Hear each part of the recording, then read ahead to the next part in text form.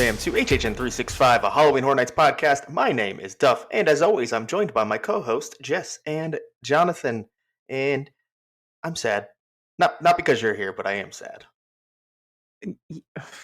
I don't know. You kind of threw me off with that lead in. Now I'm just sad that I'm here and sad that Oh, I'm sorry.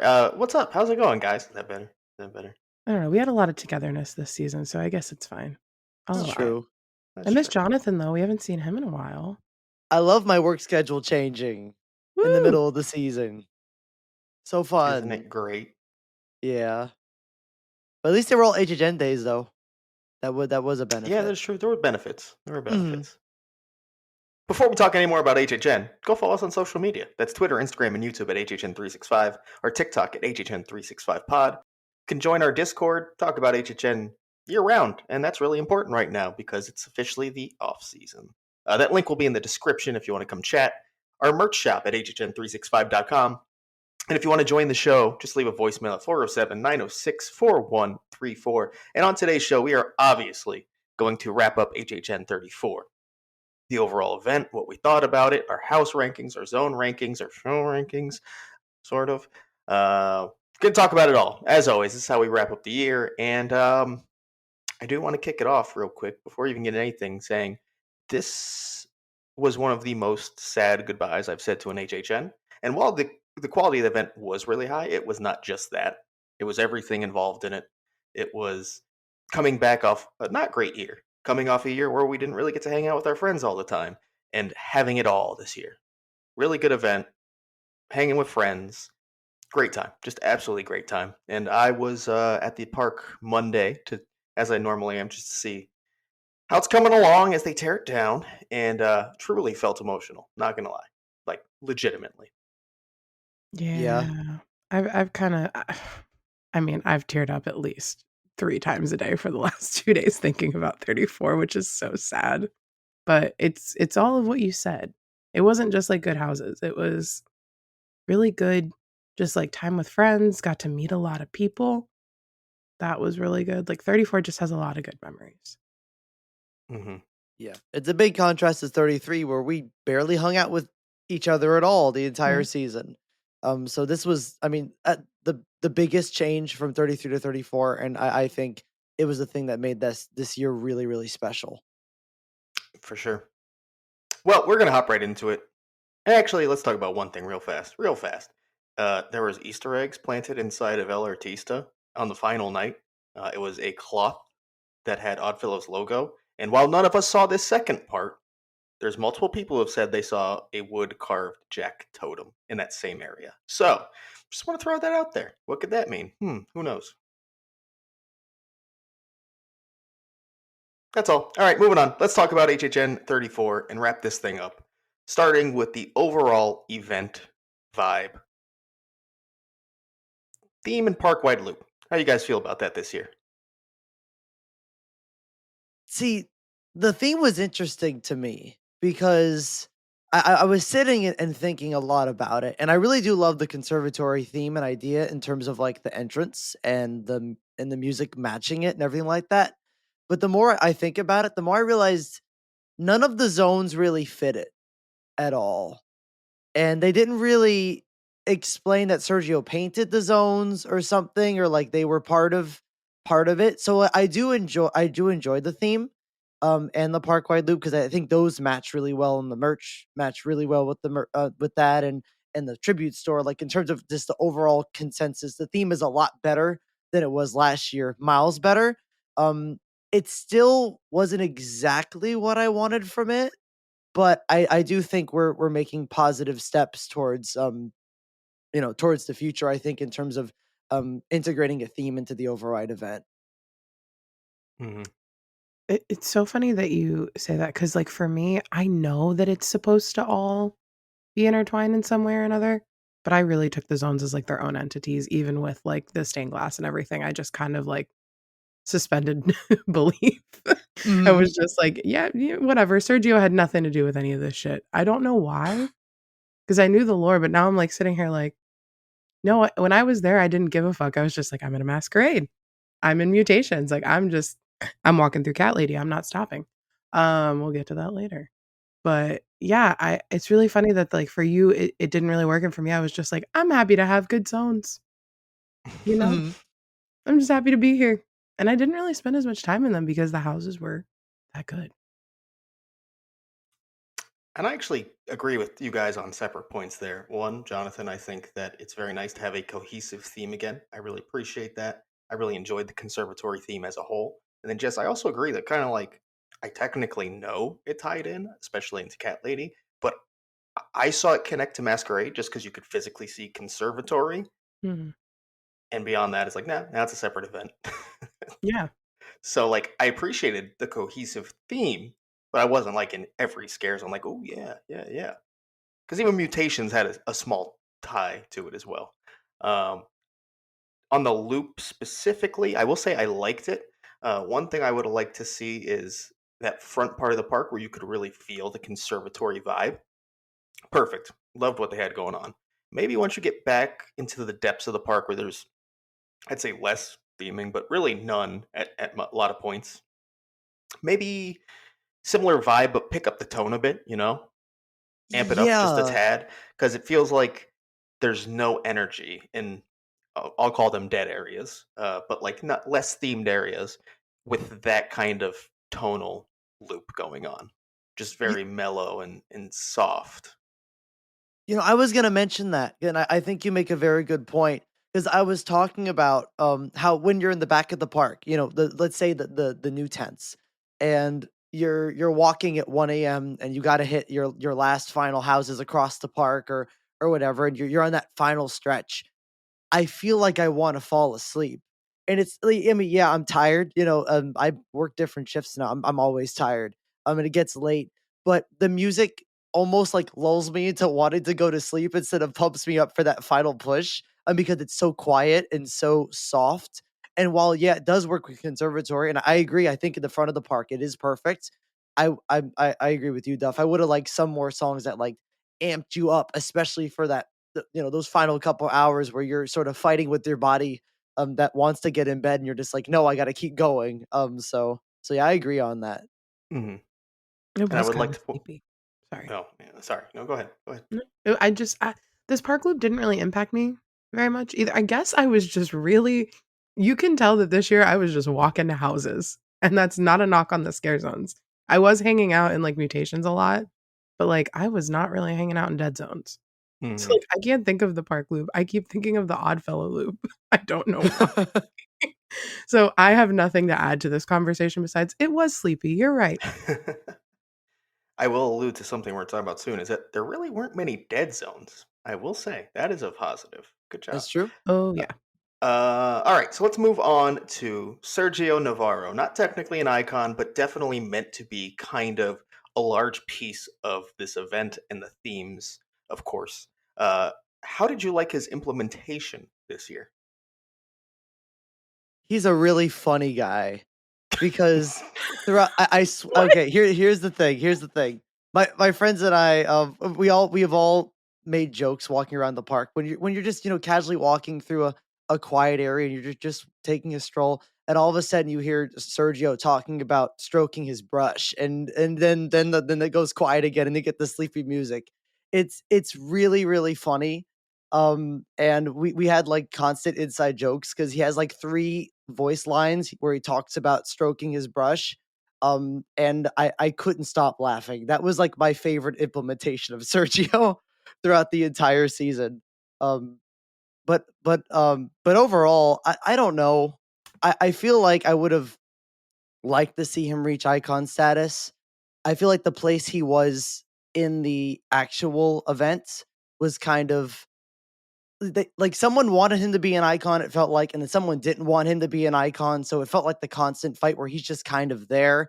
I would have liked more if we saw him painting the zones or painting the houses or something like that. And I think that would have helped a lot.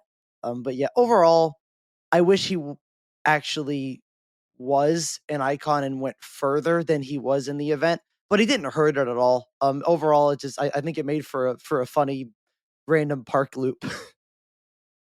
Was that the line that was happening in the bathroom too?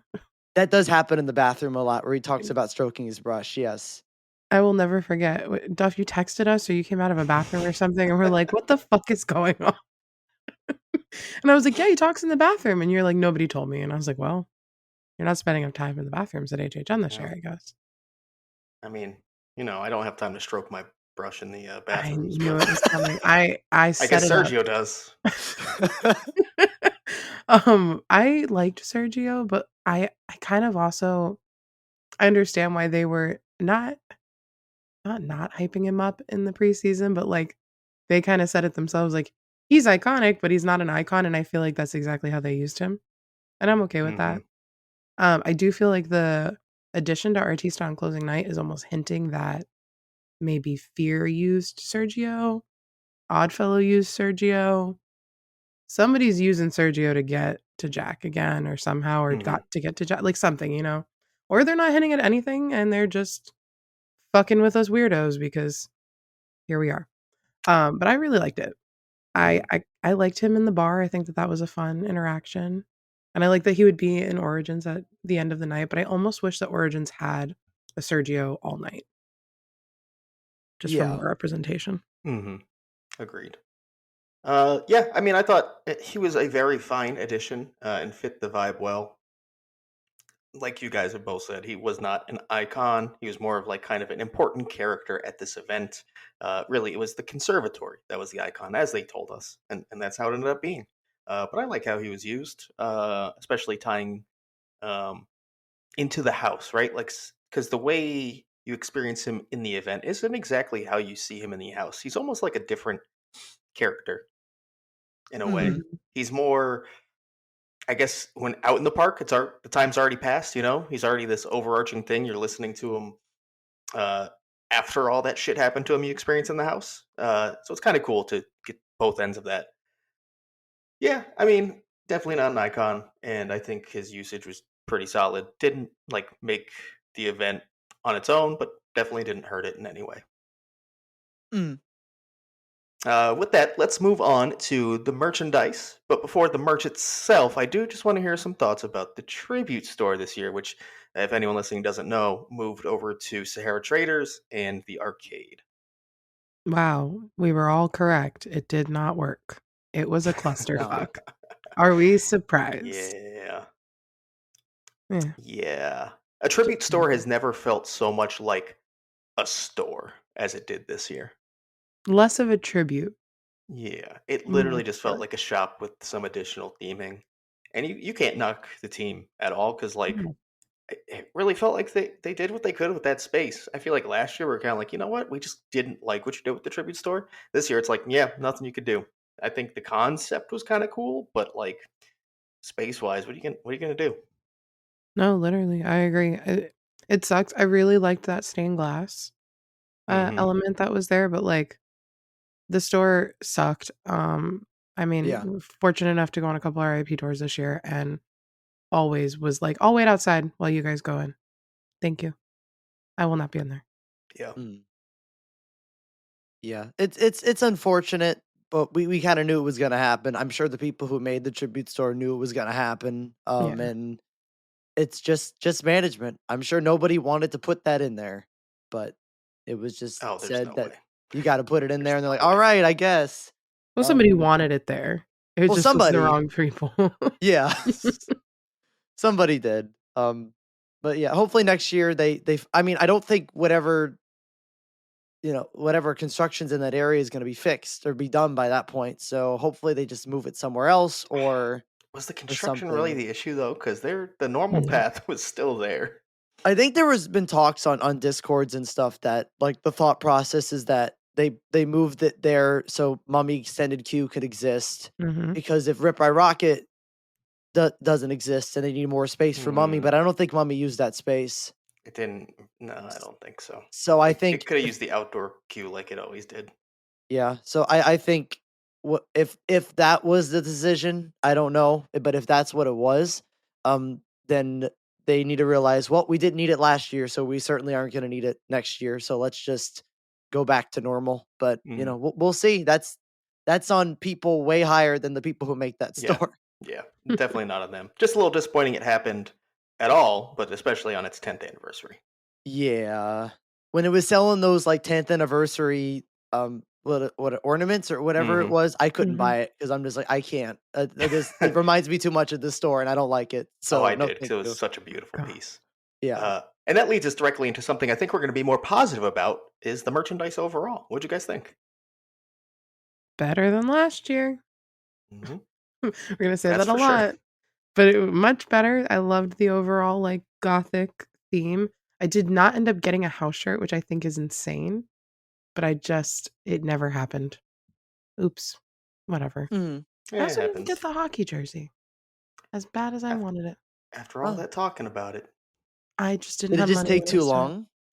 It took too long, and then by the time, like, it was kind of on sale, then I was not there on Halloween, and they were all gone. Mm, Halloween was the last night they were seen at the park. RIP to damn. a good one. But that's okay because I have the frame, and that was my favorite thing this year. Mm. Yeah. Yeah, no, I think the merch was very good this year. I spent, too much money on a lot of the merch. A lot of it, like, when it wasn't even on sale yet, 'cause I really, really wanted it. I think a lot of stuff was very good. So and yeah, that frame, me and my girlfriend got the howdy frame, the picture they were selling, and that's gonna be, like that's amazing. That's one of the coolest things they've released for HHN merch. Hmm. I'm so sad I didn't get one of those. Oh. So sad, but it just was out of my price point. It's okay. It's okay.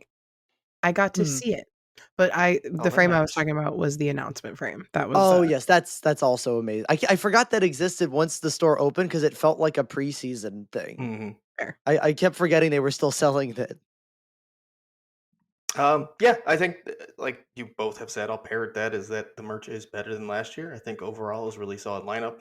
I think the general event aesthetic worked really well on merch. They had a lot of additional options. I loved the massive line of Mel's die-in stuff they added this year. That was so Mhm. cool.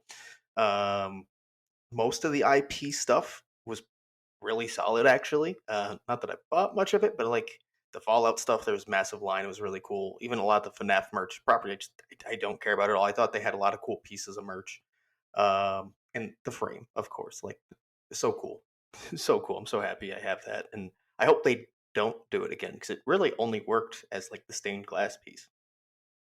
So don't try to recapture lightning in a bottle. Agreed. Just that was a 1 year awesome thing until like maybe down the line when it works again for some reason. Mhm. Yeah.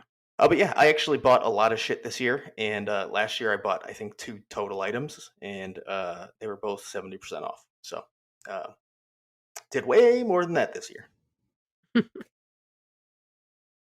All right, and then with that, there were some additional pieces of this event. One thing we want to talk about is some free shit we got. So they did start the Backlot Club this year, which if you don't know, it's just kind of uh, on the Universal app. You sign up and you interact with stations around the park. Just tap and go, and it collects basically medallions. Well, if you collect the right ones, and sometimes that was just one, sometimes that was hitting multiple stations, you could actually redeem that for a physical card. And I'm talking like playing card quality, large sized card. And it would be different characters from the event. We've had Flesh Eaters, Sergio Navarro, Cat Lady, on and on and on. There were 8 of them, I believe, in total, right? I think so. And I think it's one of the coolest things they've done. Universal used to do a lot of shit to I don't know if give back's the right term, but kind of, give their fans a reason to keep coming back. And I think this is a great way to do it. It costs them very little when we're talking about operating budget. And it gives us a lot. Like people loved collecting those. I loved collecting them. Um, Everyone loves some free shit, right? Oh, yeah. I love my Potbelly Steve card. Potbelly Steve. Potbelly Steve, I can't believe you didn't bring him up. He's my favorite from Hatchet and Chains. Sorry. Damn. No, it was a really cool thing, and, I ended up that thing that you kept making fun of me for saying, Duff? On Sunday nights? I'll get it on Wednesday. Hmm. I did not get the last 2 cards because I just kept saying, "I'll get it on Wednesday." Well, I think I can help you out. Don't I was actually hoping you were gonna say that, worry. but I got the other 6, and I'm really proud of my hmm ADHD having self for that because that's a lot of commitment. hmm But I have Potbelly Steve, I love him. The most Pop, important Pop one. Belly Steve. Yes. But no Hatchet and Chains, Nope. ever. Just like the house. So it's fine. Not on closing night. Yeah, that's true. Wow. They added a total of one. I didn't One even see it on hatchet. closing night, Crazy. so I didn't see it happen. Me It was neither, actually. it was kind of He fun. was I'll talk about it real quick while we're here. yeah. He was literally just on the platform where Chains throws the dynamite, and it was hilarious because he's just like looking on as Chains does his thing. He's just standing like doo doo doo doo doo. Oh yeah, I'm up here too. It's like They wait, said buddy why, cop. why there? It's a buddy I know cop you want to put superhero. them together. That was the point, and I don't know where else you'd put them I know. together. So, but it was it was pretty funny actually. That's you think at one point he was like, Can I throw the dynamite just once?" It's like no, Damn. Still never saw the bank hatchet, Jane. yeah, Guy. I only saw him once, and it was like week 2, Well, I think. Universal swears he was there, so He was. I saw him in whatever. week 2 for a night. But the backlot cards were great, and apparently they're staying around. Yeah, Yeah, for yeah. holidays. Hell yeah. Earl the Squirrel and Gurg. Are we gonna get Earl and Gurg cards? Do we know we're getting cards though? Oh, We know don't the say that. Backlot Club is around, but I don't have they confirmed cards. No, probably not. I think I just assumed things because we were blessed for HHN. Hmm. Damn. Now for Mardi Gras, give me some cards. Ooh. Yes. What would you do for never mind. Oh, okay. Jonathan, any final thoughts about the Backlot cards? It was cool and I liked it. Beautiful. Good. That sums it up pretty well. Yeah, it was free. Amazing. 10 out of All right. 10. We are getting close to the good stuff. We kind of have one more thing to focus on, and it's a thing I liked a lot this year, and that's the food and beverage options. Yeah. Solid, really good. Yeah. I was waiting for someone to say, "Yeah, it was good." We did, but it took us both a second. I'm so sorry. It did.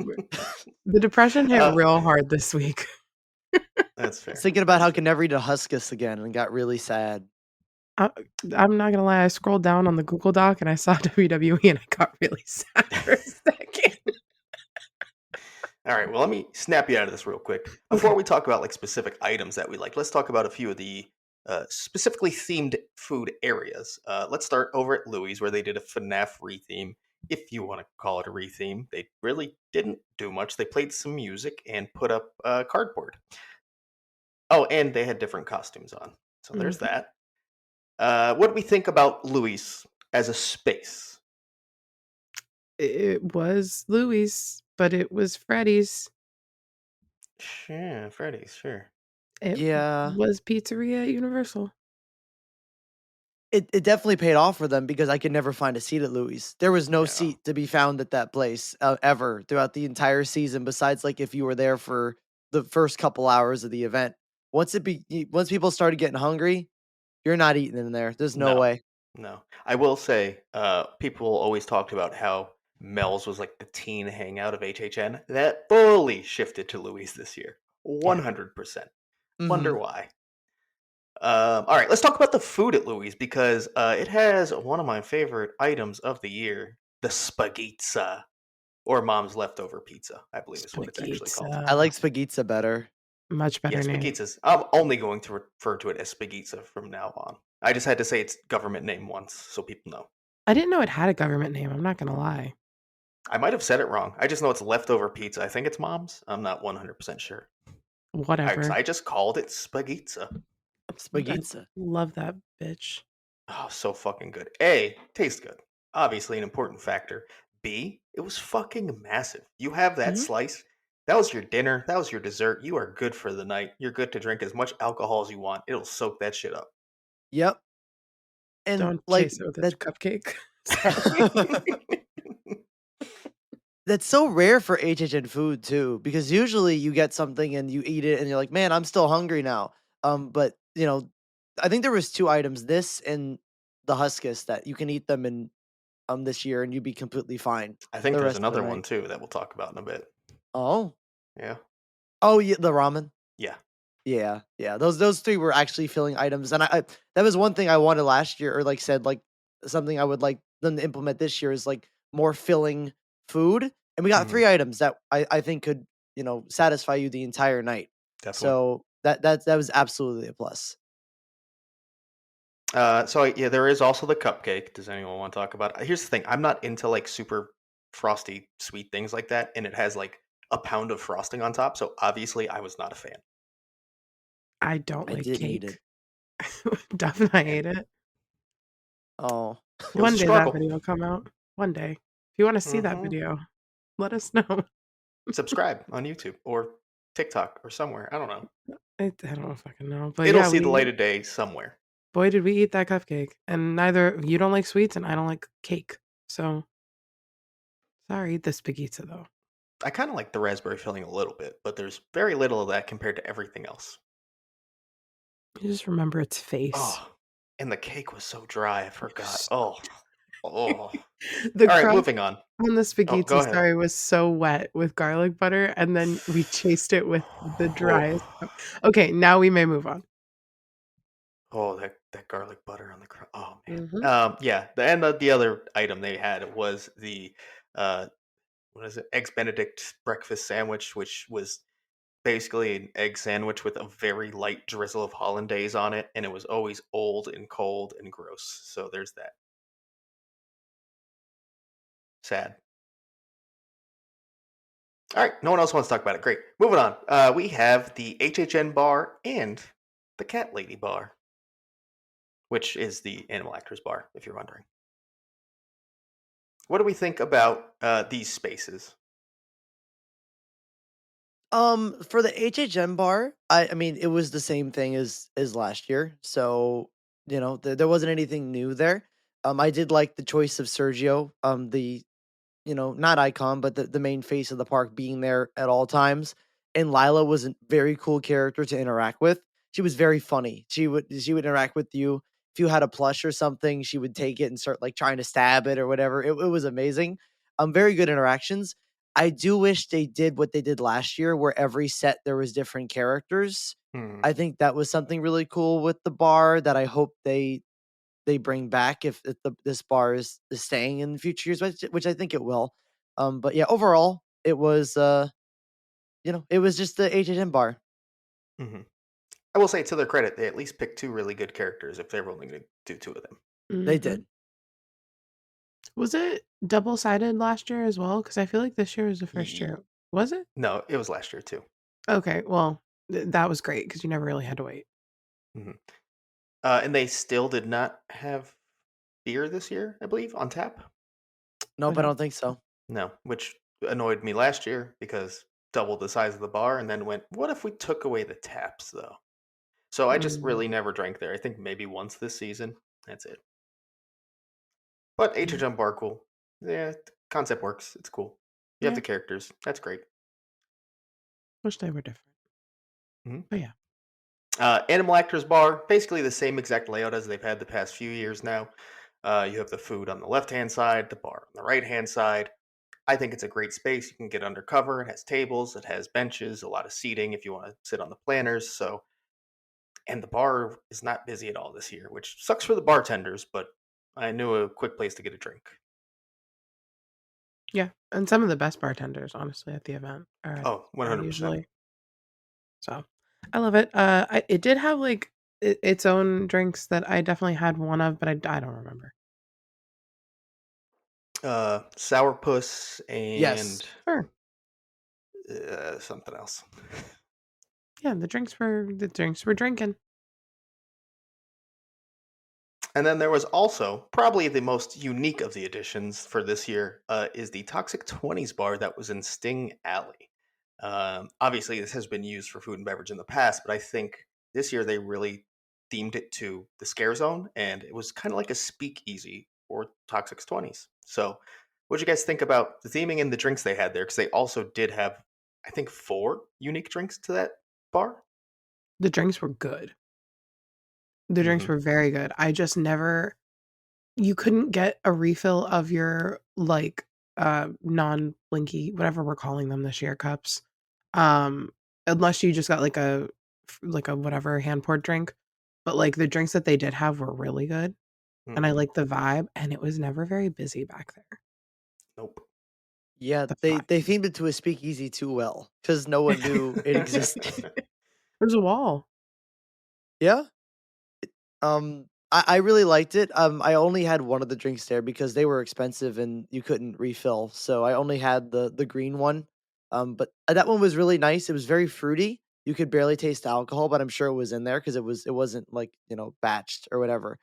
So I really enjoyed it. I would have liked to have the Zazzler. That's one of the things that I was gonna have and just didn't happen. But yeah, I mean, it was a great bar for the fact that no one was there, and if you ever wanted anything, you can go straight there. One time, one of the bartenders, I got something and mixed with Coke Zero, and I'm like, "Can I have the rest of that Coke Zero?" And they gave it to me, and it Oh, was hell yeah. amazing. So amazing bar, 10 out of 10. Yeah, I thought all the drinks. I didn't have all of them. I thought two of the drinks were really good. They're very like classic drinks, as you would imagine, in a speakeasy theme to the 20s. Um, the Zazzler was the standout drink for me. It was a cool space, great lighting, great vibes, really fit the zone. So, do more Sting Alley bars like that, please. And with that, we're going to go into just kind of the food and drink in general. Let's start with the food. First of all, any standout items, and then just generally, what did you think of the food selection this year? Huskus. The Huskus, the the huskus, Huskus huskus. sandwich was so good. I did not end up getting it on the I was gonna plan to get it on the final night, but it was so busy and so chaotic that final night. I just never got the time, unfortunately. That was like one of my big oofs of the night. But I love that item so much. It was delicious, it was unique, it was Hmm. weird, and it was filling. So I love Asian food like that. I think that was a very, very good addition. Hmm. Man meat slop. I Yes. It was believe you really were good. both there when I first had it, right? When it was like the Yes. messiest slop it could have possibly been. Mhm. That was fun. That was a good time, but it was also delicious. Yeah, I think we were on live, we were because I Yeah. was and you standing were off to off the to the side because yeah. I took one bite. I was like, people cannot watch this happen No. on a live. I think Eugene went and got it, and I, like, went off to the side to try it too. It was really good. I don't know, I feel like I'm not singing the song Duff, but pickle bucket chicken. Pickle bucket. Pickle bucket chicken. The entire final weekend, that's all we it just came out as a vocal stim out of me. I don't know why, nobody sang Too Legit, and then I just started singing Pickle Bucket Chicken. Mary started singing it, Duff started singing it. Jonathan, I don't even know if we told you about that. I don't think so. Well, Pickle Bucket We Chicken. we sang Pickle it bucket chicken. for a week. So Literally. That's how we and now rounded more up. than a week. Look at us. We're still going. I think we're gonna be singing it till we're in scooters in the next couple years. But it was so good. I just wish that there were more pickles, or I don't know, maybe they gave us like something else like crackers or a chip or something because there was more buffalo chicken dip than there was pickle. Hmm. But I'm not critiquing something that was so good and I had so many of. I'm gonna run through a few things real fast. Standouts for me. First three are top level. Birria ramen, amazing. Had it a lot. I didn't care if it was 90 degrees out. I had that shit. It was delicious. Surprisingly, the broth was really good. It was huge, as we talked about earlier. Loved it. Um, the spaghetti we already talked about. Amazing, huge, delicious, great. Pickle bucket chicken. Yeah, come on. The Fallout booth was just strong overall because the cram tots also slapped. You know? I thought the cheese stick was amazing as well. As long as you got it fresher. When it got cold, it was a little, the grease Yeah. just kind of sat on it and it got a little gross. But if you got it fresh, really good. The wing at the booth next to that was actually surprisingly really good. I feel like when they do like wings, whether it's chicken or turkey, they've done both. Like they come out like rubbery, and that didn't happen this year, so that's a win. Um, I think that's it. Oh, the tantrum tendies were also surprisingly great, but only the garlic parm ones. When that Yes. thing was swimming in sauce with that spicy marinara on the side, Oh, I mm, miss them. So simple. mm. And like I really did not believe you when you said to try them. And then I we told got you. them at least like eh, twice a week, at least. Hmm. I miss them. Those are definitely a top 3 for me. I'm trying to think of I really liked the Jason harissa barbecue sausage. That was really good Mm. too. That was. Something I will also not say what we called it on here, but you can imagine. It was another song too. It definitely was. Uh, we're a song kind of a group, I guess. But it was really good and really filling. But yeah, I can't think of anything else now because I'm thinking about the Jason song. I do have one negative. Twisted chips can go fuck themselves. Boo. Hate I 'em. don't know. I know you technically get more food, so I think people probably like that. And I think some people like twisted taters when they were super crunchy. And with twisted taters, you didn't always get that. But they are so much worse than twisted taters. And why are there only two seasoning options? They're just fucking chips. It would be so easy to have like 8 options. They were always greasy. Ugh. Oh, no. No. Bring back Last twisted thing, taters. yeah, no, and I completely agree on that. Especially premium night, they were so salty. I could not eat them. I had to throw them Mm. out. They were nasty. But the one more thing about food that I realized, and I think I think it's important. Are pizza fries dead?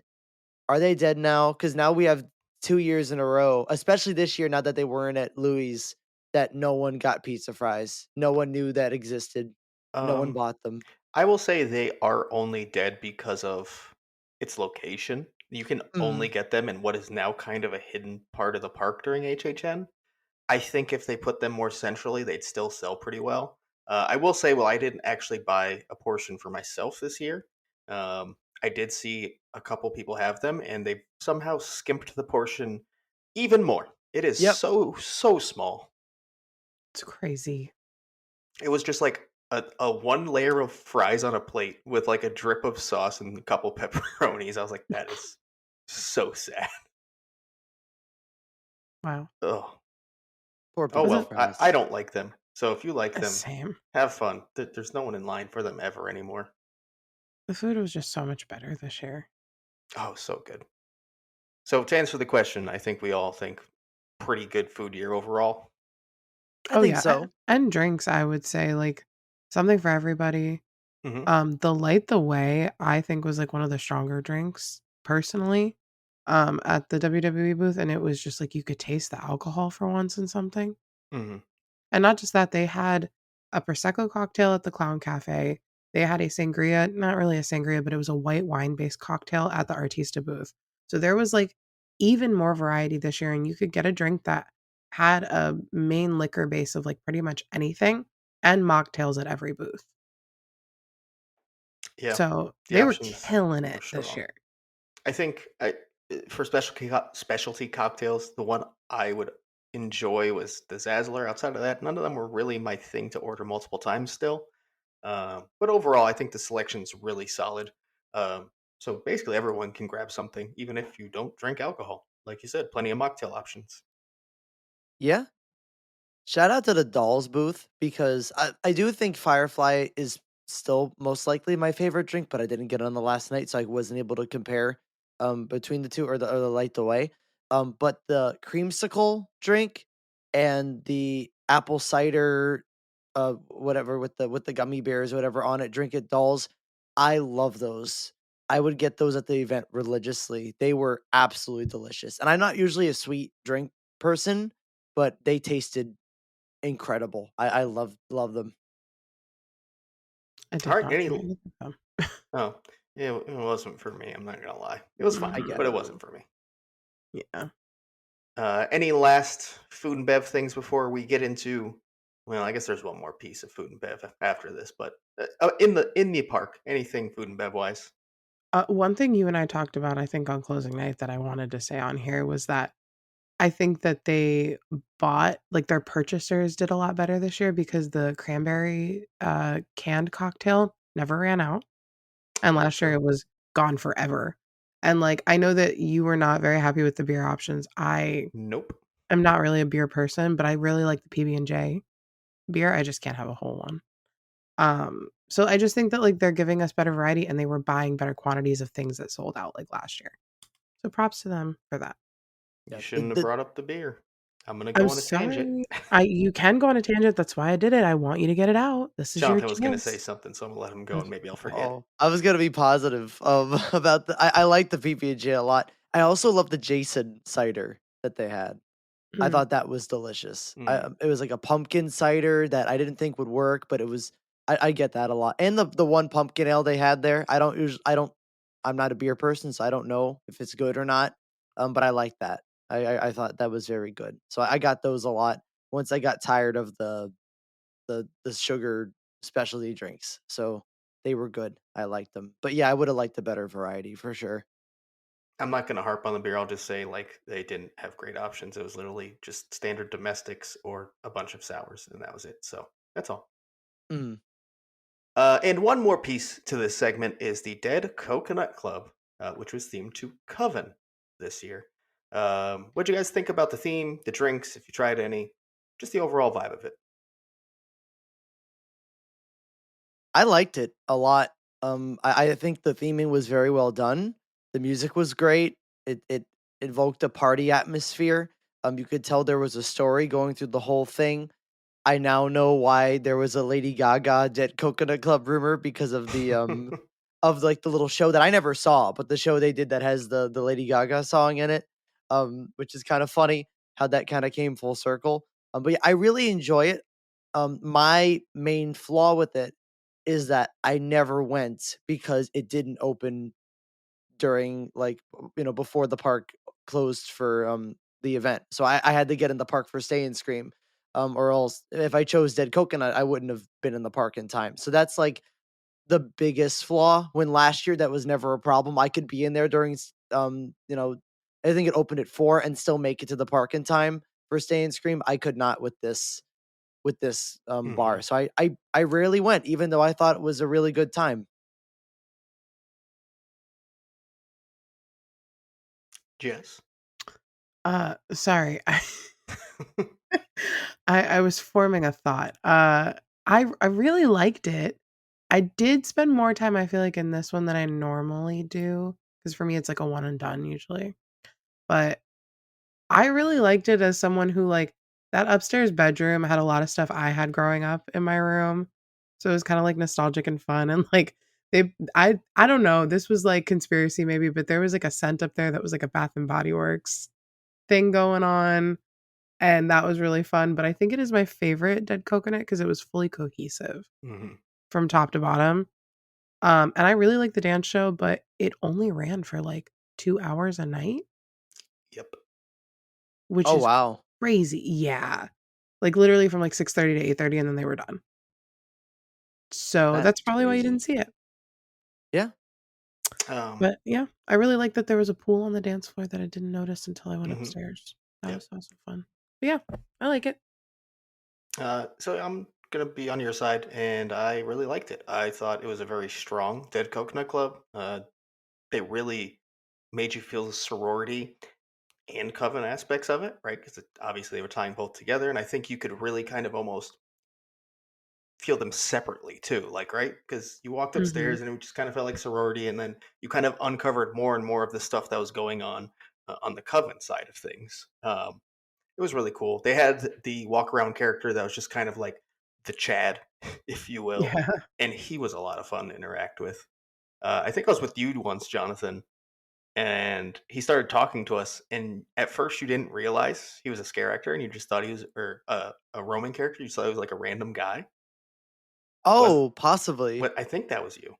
I think that I don't was Was it remember me. not? that though. I think Maybe that not. was Maybe it was me, someone duh. else. Maybe Was not. it? I think it was me. Were you Oh, th was Oh, it? no, no, no, that was me, Daniel, and Eugene when we went, you were not Hmm. there. That happened to us, and Daniel thought that it was, like, a real, like, random Just a person. dude being weird. Yeah, and I was just like, "No, yeah, that man works here." But that was really fun. I really liked that little aspect of it. And there were a lot of Easter eggs. That clothing rack up there had all of, like, the vamp costumes on it. Hmm. Just other things like the Mummy Stripper's ticket that disappeared. Oh, Disappeared very fast. really did. Yeah, Overall, I think it was probably my second favorite Dead Coconut Club behind last year's. it's I fair. think so too. They had a hard task of following up last year's. They Yep. they really did, but I think they did it They really, really succeeded. well. They Mhm. succeeded. I think it's better, in my Uh, opinion. that's fair. My only knock, I did not like their specialty cocktails whatsoever this year. I Oh. think they had one that was fine. Everything else was ugh, Yeah. ugh. And the beer selection also was not great here. They like downstairs have like normal stuff like a High Life I could grab, but nothing special for Dead Coconut. Yeah, and they had different menus, and the downstairs one was all, like, tiki drinks, Hmm. not really what I want, and then the upstairs one was, like, apothecary drinks. I did not like any of them, but I liked the vibes, so All right, time to head back into the park and take our walk around where we finally get to discuss zones, shows, and houses. Finally. Yeah. So the way we're going to do this is literally just take a walk around the park. So we're going to go through a zone, we're going to go through a show, we're going to go through a house, and split everything up as we would be walking through the park.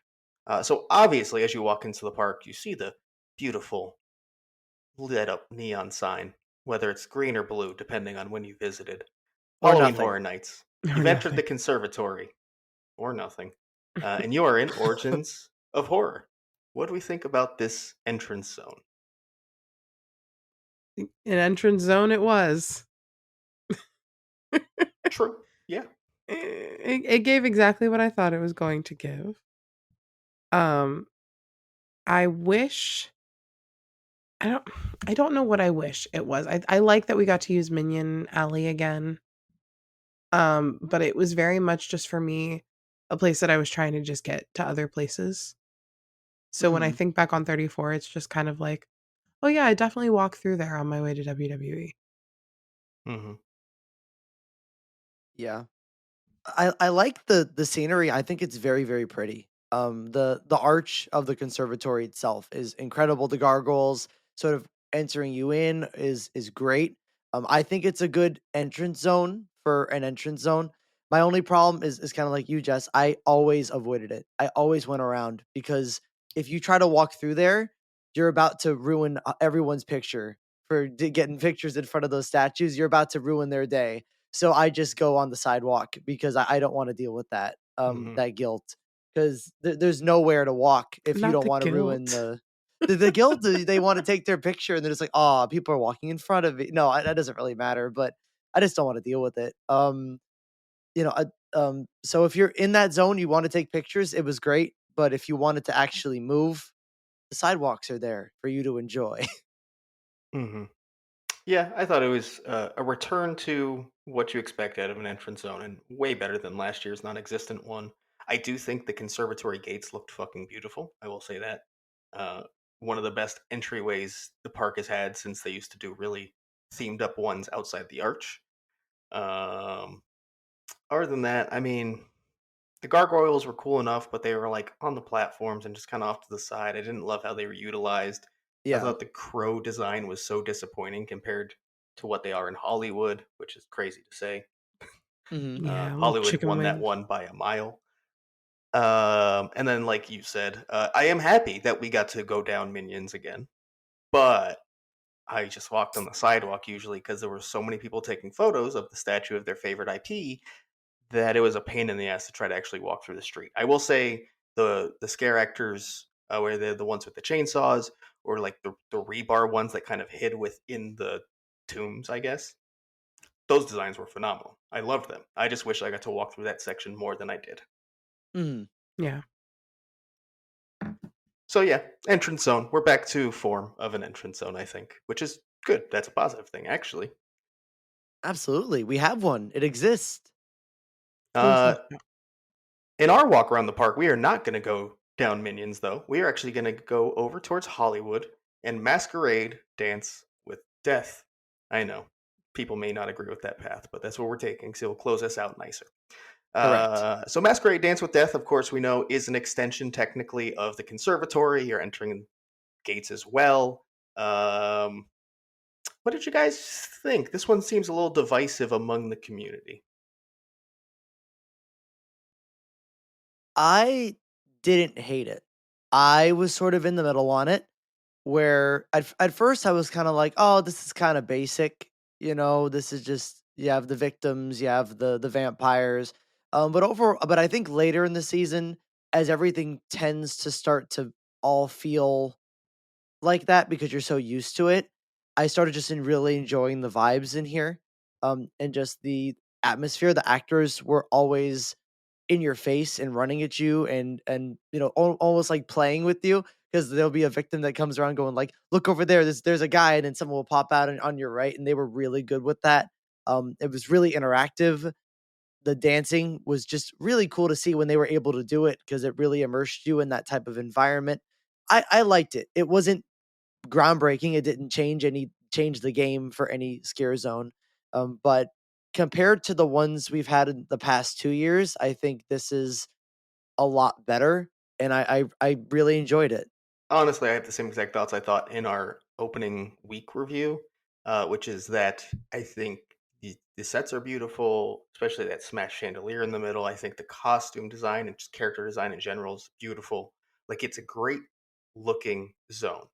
I don't like the tone they hit, and a lot of that stems from the music choices they made, where it's very Bridgerton, I guess, throughout. Mhm. Um, which is fine if there was kind of like a change where they flipped the switch at some point, which never happened. There was the show moment, so for about 45 seconds, you'd get the more intense moment. The music kind of kicks up, gets more dramatic, but the second that stops, it just goes back to the way it was. We So I think it was fine overall, just because of how good it looked, and I think there were some decent scare actor interactions in there. But just fine is a great way to put it. we were at the Wicked store. We were looking at it right when they did the new update, so we just went inside to look, and then we walk outside there, and then we start hearing the show start, and Alex, moderator Alex goes, "Oh, a show!" and starts sprinting to catch it, and then by the time he got there, like, "Oh, it's done." Oh my He god. he Yeah, yeah. It was great. I thought it was a little bit better than just fine. I'm not, like, head over heels in love, this is not my new Vanity Ball, but, like, I thought it was a good Hollywood Zone. Um, maybe not good. Okay, now I'm backtracking. I thought it was good. I thought that the costuming was really unique and, like, they really tried things in here. Some of it did not hit. Like, there were some choices that I was like, "Oh." But then you would have, like, a purple, like, cunty little wig and, like, a hoop skirt, and I love that. So I really like that they tried something new and it was, like, kind of colorful, but the lighting kinda made it a little bit darker, and then you had, like, the what were they, like, the feasters or feast whatever the fuck the card says. Whatever. I thought that that was really fun, but I agree, the music really did nothing for me. B I kind of wish that the music matched, like, the costuming, Hmm. because the costuming wasn't, like, time period, like, some of it was, but some of it was, like, interpretive on, like, period pieces. But, yeah, I thought it was fun. Hey, fun's a win. That's all you need, right? Yeah, it's not I'm not campaigning for Masquerade over here, I'm just saying I thought it was fun. So if we move on from Masquerade, though, it's not going to take us very long to hit our next thing, which is the Mel's Die-In Zombies, which obviously brand new addition, and not even considered a scare zone, considered a street experience. I believe they called them, right? Mhm. Yes. Did we like this addition to Mel's Die-In? Yeah, really fun. It was I would never say that this was a zone, I think experience is a great word for it. Maybe if they added, like, a little tiny set piece or, like, a prop next year, Hmm. if they're gonna bring it back, that would be really fun. But, like, for me, it was just something that while I was waiting for somebody or something, I would just kinda watch them ride walk through, and it was fun to have something there. Yeah. I want this to come back every year. Like Jess said, with some improvements as well. But the base of it's so cool. You have the roller skaters, which some of them are really, really cool. Like they'll sprint down that street. They'll use the full, power of their roller skates. They're not playing it safe sometimes. The interactions are really, really good. The music and the vibes is amazing. Like if you just sit outside of Mel's and take that in, it's I love that type of music, and it's just almost like completely immerses you in a different you're immersed in Mel's, and then by the time you get to Masquerade, it's this whole separate thing. So it's like its own little extra area, which I love. Out of all the things this year that they added, this is one of the things that I want them to continue implementing for future years because I really, really enjoyed it. Yeah, I think it was a great way to kind of flesh out the park and, like we said earlier, kind of kill some of the dead areas that existed. I thought it was a lot of fun. Like you said, the vibe perfect for what that needs to be. It fit Mel's very well. I do wish there was a bit more to it, just like you say, maybe some props or sets out there. Maybe a show moment would be nice. But for what it was, especially as a new addition, I was very pleased with it overall, and I look forward to it continuing, hopefully in kind of improved capacities year after year. But our next thing, again, not moving far at all, Hontophonic, a Oh, ghoulish journey. Go ahead, Jonathan, lead us in. here's the thing. Here's the thing. I think the middle of the show is amazing because it's just ghoulish with no changes. So I'll go there and we'll time it. Me and my friends will time it. We'll go in when the first song we want to hear hits, and we'll stay until the end of Disturbia, and then we'll leave. And there's no reason to watch the end of the show because I think the changes they made in the beginning and the end were both bad. I think they're both bad changes, and it when your beginning of your show and the end of the show is not very good, it the bookends have to work for a show to be impactful. It can't just be the middle, but the beginning and end don't work. So I think as a overall show, it's worse than ghoulish in a lot of ways, but the parts that are just ghoulish I enjoy. But I wish it was a whole new show. I get why it's not. I'm sure it was like maybe more last minute. I have no idea. Maybe not. I have no clue. But I hope next year they have a whole new show that doesn't shit on one of my favorite Lagoon shows that they've done. Yeah, I think I have basically the same exact thoughts. It's just kind of a lesser version of Ghoulish. And I think a big issue with that is it literally was Ghoulish and they had to add new music and new narration, and it just tried to hit it beat for beat, but it didn't match up with the original. And then obviously it's something you've just seen before. I understand why they brought it back. We only had it for what, 2 weeks a few years ago? So, like, sure, bring it back. Hopefully next year it's something brand new, but it was literally just a worse version of the show we'd already seen, especially the finale. That was a huge letdown. Don't Fear the Reaper is a song that like should technically work, but it didn't when you tried to match it up with something that was meant for blinding lights. That's for sure. Imagery's still blinding lights. They didn't change that. It's all the same imagery. Yep. Uh, Yeah. So, was not super impressed. I only ended up watching it technically in full once. I saw many pieces of it throughout the season, but only actually sat there and watched it in full once because I was like, yeah, don't need to see that again. also didn't fit the theme of the event at all. Nope, not at all. Actually, my favorite part of it was how the scare actors and Cat Lady interacted with the music. Yes, That was the best part of that show. I agree with that. Yeah. Jess, Hontophonic.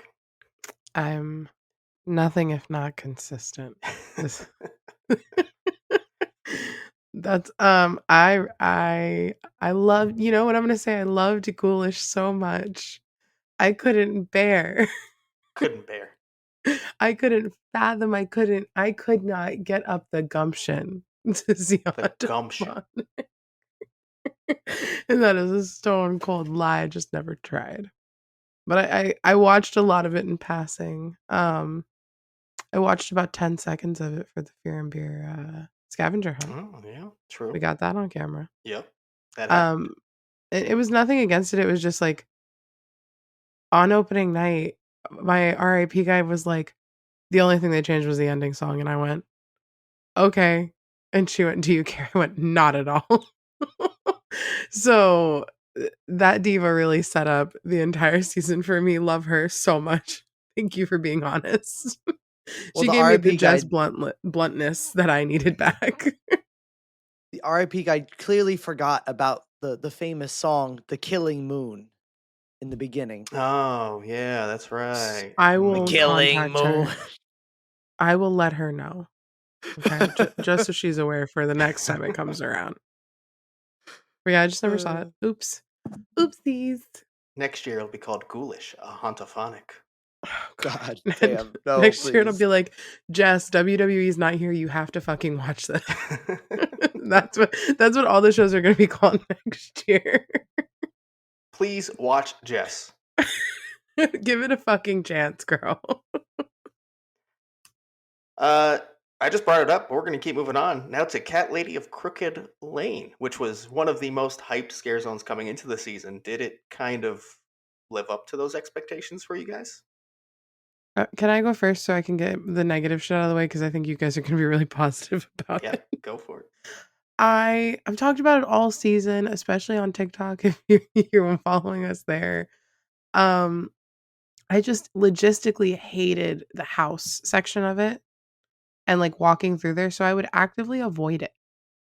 And that's nothing against the actors. I think that the cat actors were some of the fun, like most fun costumed.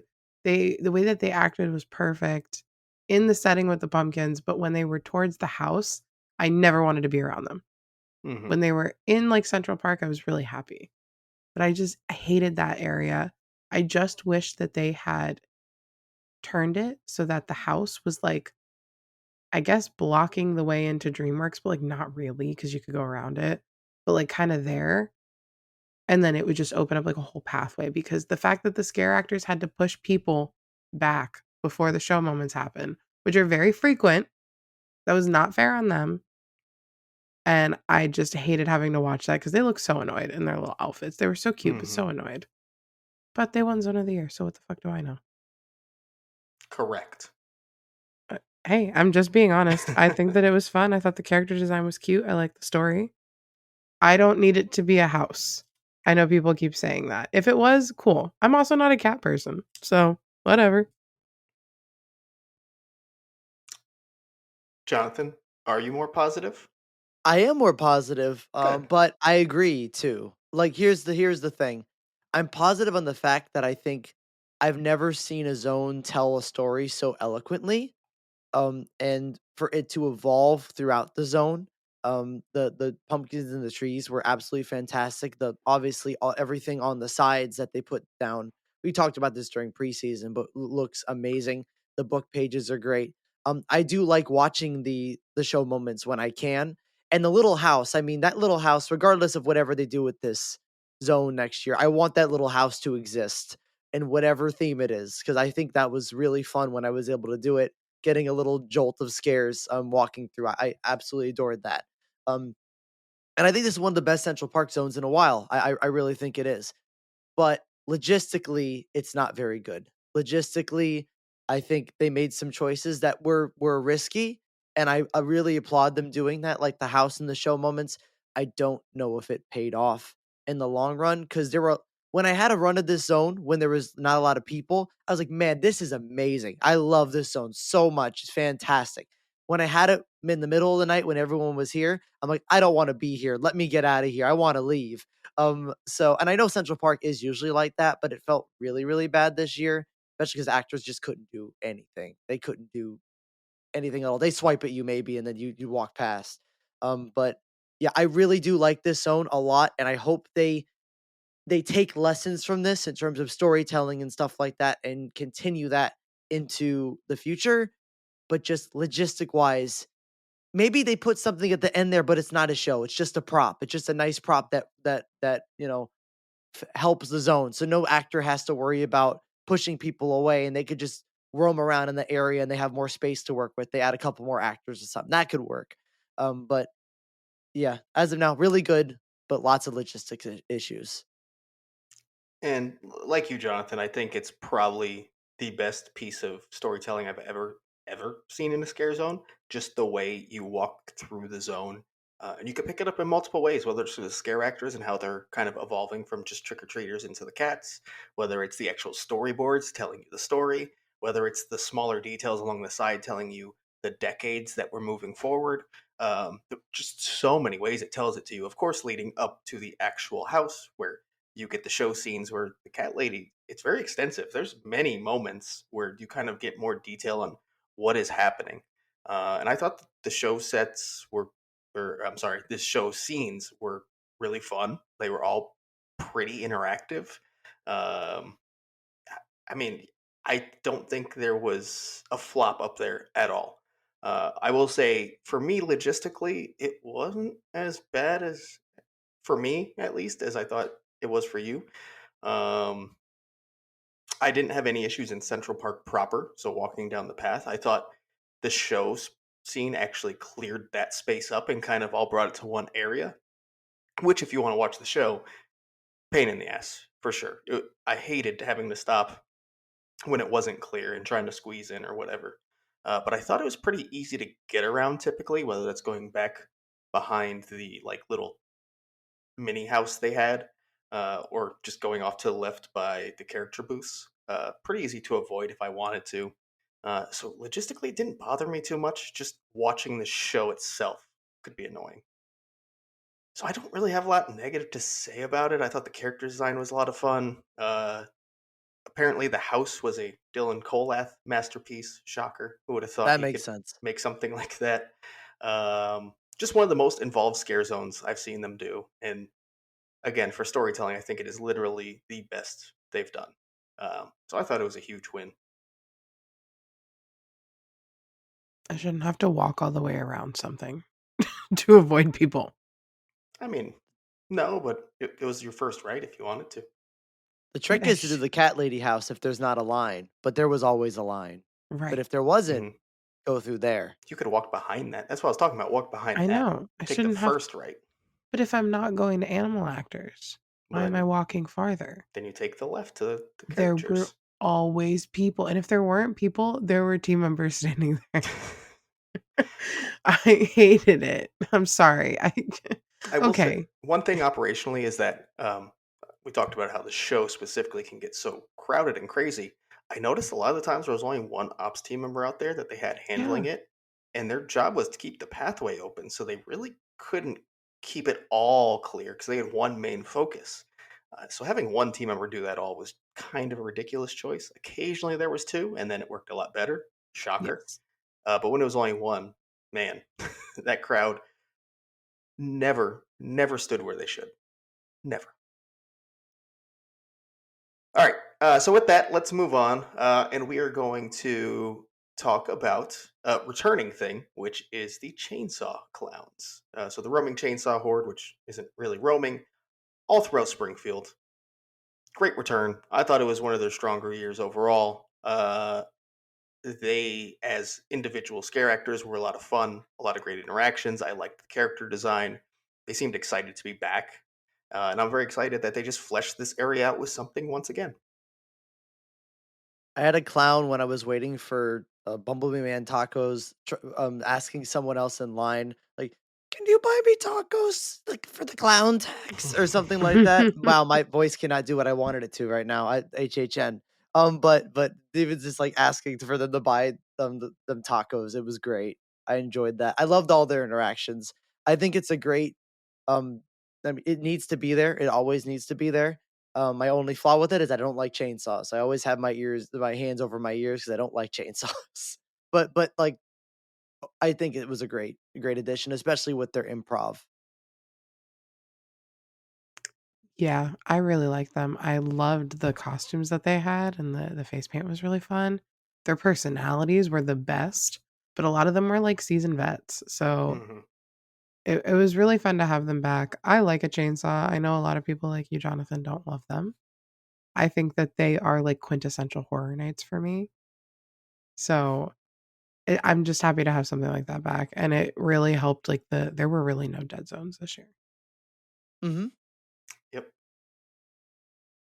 So after the Chainsaw Clowns, we are finally going to hit our first house of the night, and that is going to be Hatchet and Chains Demon Bounty Hunters. 1 What'd you plus guys 2 think? equals 3. Carnation. What What incarnation? incarnation? Thoughts? I Anyone? don't wanna Anybody? start here. I Okay, No? want I'll someone else start. to start. Actually, Oh, okay. Damn. no, what? Do you wanna go, Doug? No, I was just being offended by Jonathan. Oh, wow. Um, I hated this house at the beginning of the year. I did not like it. I said it was going to be my Goblin's Feast of the year. I was wrong about halfway through the run, maybe a little less than that. I don't know what changed, but I started to really love this house and it's so fun. But like also if you're not really looking for fun, it's just kind of there it's intense. I went with a lot of people that were like, I don't give a fuck about the story, but I'm here for the scares. And those llama demons, man. They really did the damn thing. My man Potbelly Steve. I kind of love that this house is the one where we have all the things that are wrong. Correct. We just Um, call them whatever we want. whatever the fuck we want. The ending of this house was really intense because the light was broken, as you pointed out. Yep. And I always had to close my eyes because wow, he knew I was afraid of him. But yeah, it was really intense. It was really fun, and it was something that I really did not like in the first couple weeks. So I'm really surprised how much I like grew to love it very quickly. Mhm. See, I actually can jump in here because this is perfect, segue where you didn't really like it the first couple weeks or whatnot. That never changed for me. Though I think the first run I was pretty positive on it that I did, because I was like, I see so much potential. I gave it a yeehaw. I was very excited. It did not get a yeehaw later in the season for me. It just became the house that I guess I mean it wasn't really intended to be scary, but I guess like an Insidious, I never got any scares, even though everyone else was. I never had that much fun in it, even though I wanted to. I think I wanted it to be more goofy than it actually was. Um, the sets weren't anything super interesting to me, especially for the case that all the performers had to like jump through a bunch of different boo holes. So like there'd be runs where I got nothing because they were had to juggle between so many things.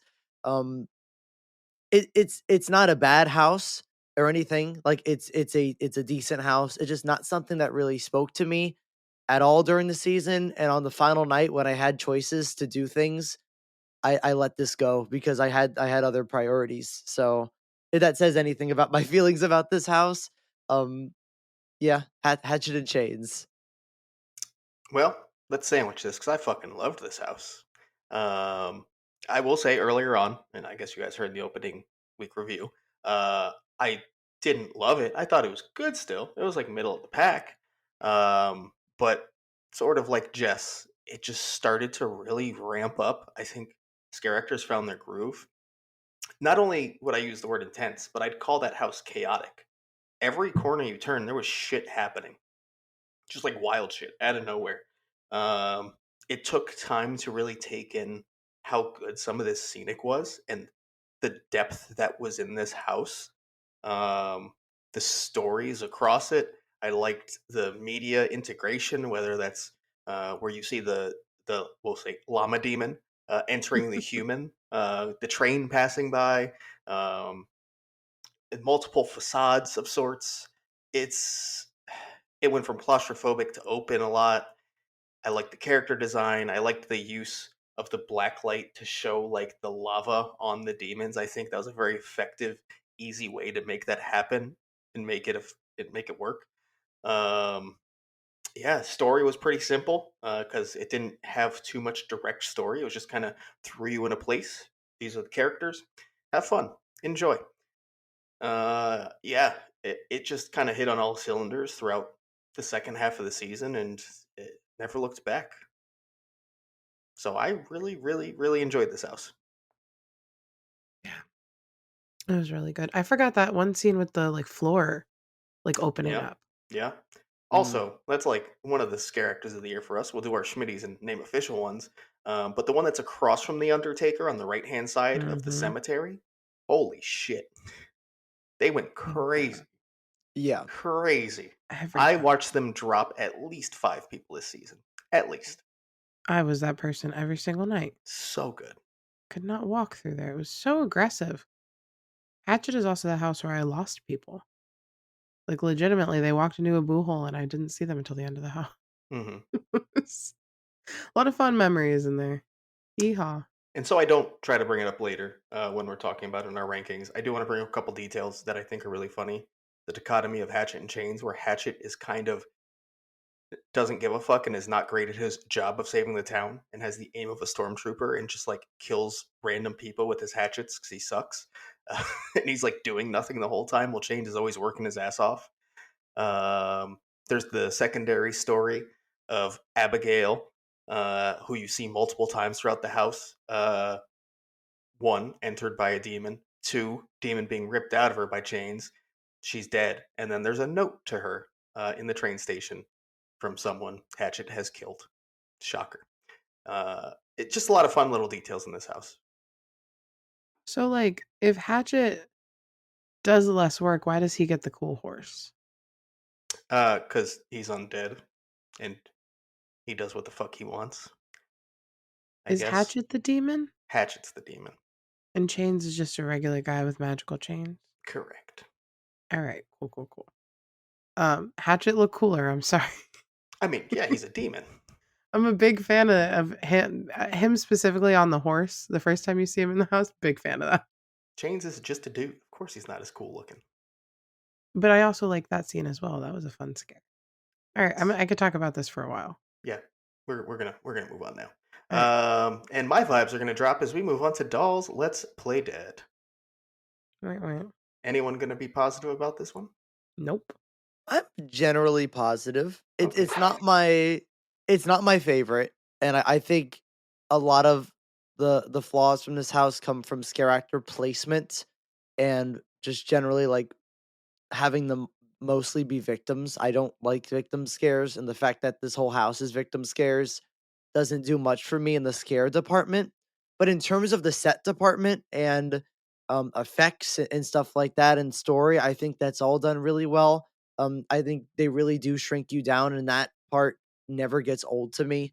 Seeing giant crayons and a giant bed and everything like that. That is something that I always enjoy going through this house.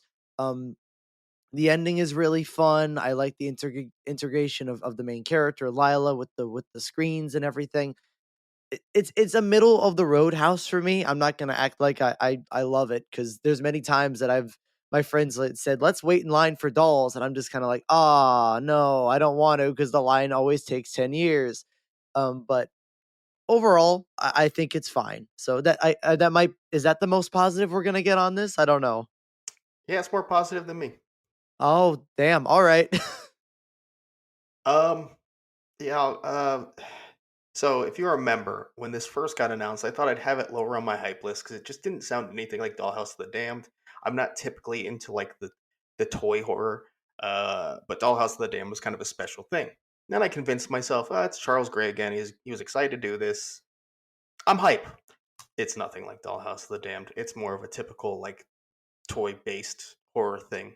Um, it felt empty, like spacious, and all the scare actors were just kind of out in the open. And I think you put it in a way I didn't really think about as something I didn't like about it, Jonathan, is that they're all just victims. It's really just showing you how torturous Lila is rather than really scaring you. You really only get the rat and the teddy bear she sicks after you. Other than Mhm. that, it is mainly victims. I do think there are, to be positive, a couple individual bright spots. I liked the integration of Lila. I liked Lila as a character overall, and I kind of prefer that we didn't see her unless she walked in the last 30 minutes of the night. Um, and just seeing her on the large screens, I thought that was a great way to handle her.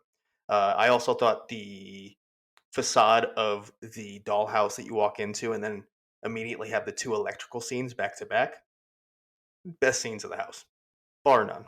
Easy. And there was a lot of fun gats. So individually, strong points overall really did not work for me, unfortunately. It was a letdown. Yeah, I'm not gonna like rip it to shreds because this is something that like I think I had it really I'm pretty high on my hype list. I can't remember at this point, but I I wanted to love it a lot more than I ended up loving it. And that's just because I also, I guess like you, am not into like toy horror. Like, that's not really like something for me. Like, I know a lot of people are like, oh my God, I want like a Sid from Toy Story house. Like, that's pretty much what this was. And I was not really into it. And I don't really want something like that. So I don't know. I guess I was more hype on it over like nostalgia, which it like still got to walk through like an easy bake oven. That's really fun. Like we had different types of dolls and like there were Barbie outfits in there that I had growing up. So there was that.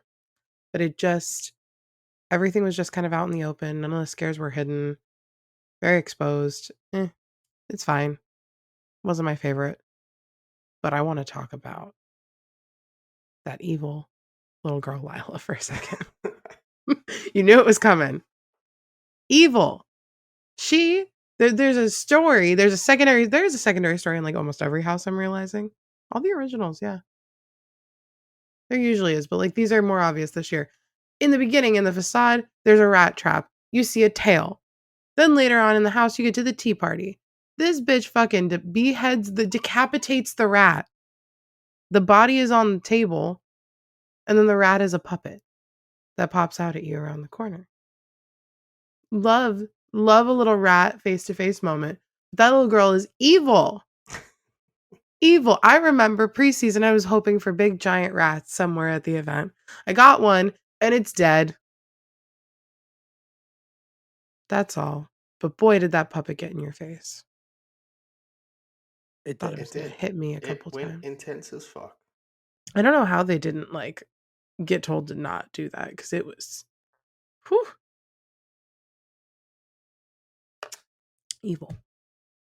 Well, dolls, let's play dead. Evil. Let's move on. We're going to head to the new Sprung Tents 3 and 4, and we're going to kick it off with Galkin Monsters of the North. Boom, boom, boom, boom, boom, Ooh. boom. Go ahead. Boom, Yeah. boom, boom, boom. I'll kick us off because I want to kick it off with positivity. I really fucking like this house. If you don't know, you do. You didn't listen to our last episode. This was number one on my hype list, or not hype list, number one on my house rankings for the first few weeks. I immediately loved it. It was kind of like the sleeper hit for us, if you will. I think as time went on, it got a little less exciting, but still just like really good the entire time. I thought the story of the Beast was a lot of fun. I understand it could be tougher to follow, especially early on. A lot of times there was only like one of the scare actors of the Beast, so kind of ruins that story. You need to see them all because the Beast is kind of progressing and growing each time you see them. And a lot of this house was stuff we've seen before, like quite literally. It took a lot of like Blood Moon. There was some Wicked Growth, specifically the finale. Just a lot of stuff that we've literally experienced before. And it was kind of a hodgepodge of that. And I understand why people don't like that. But when you put it all together, I really enjoyed it. I thought the storytelling was fun. I thought the monster design was fun. I thought the scenic was trying to be Kolath like while not quite reaching those heights. That's for sure. And I think that it could also be like these new sprung just having that issue where I've seen all of them is that kind of they don't cover that you are in a sprung tent. Like you can Yeah. always see outside of the scenes every time.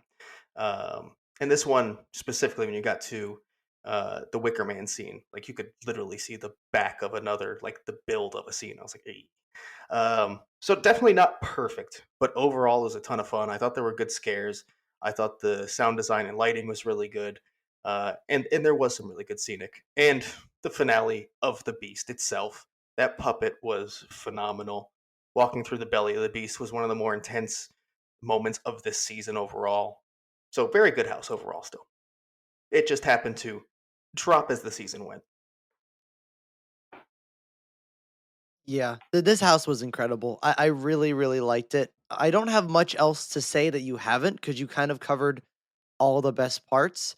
One of my favorite moments was that unicorn always tried to kill me every time. Like he would pop out and then see me, and then just pop out right again, like again, and get closer and like almost have me on my ass.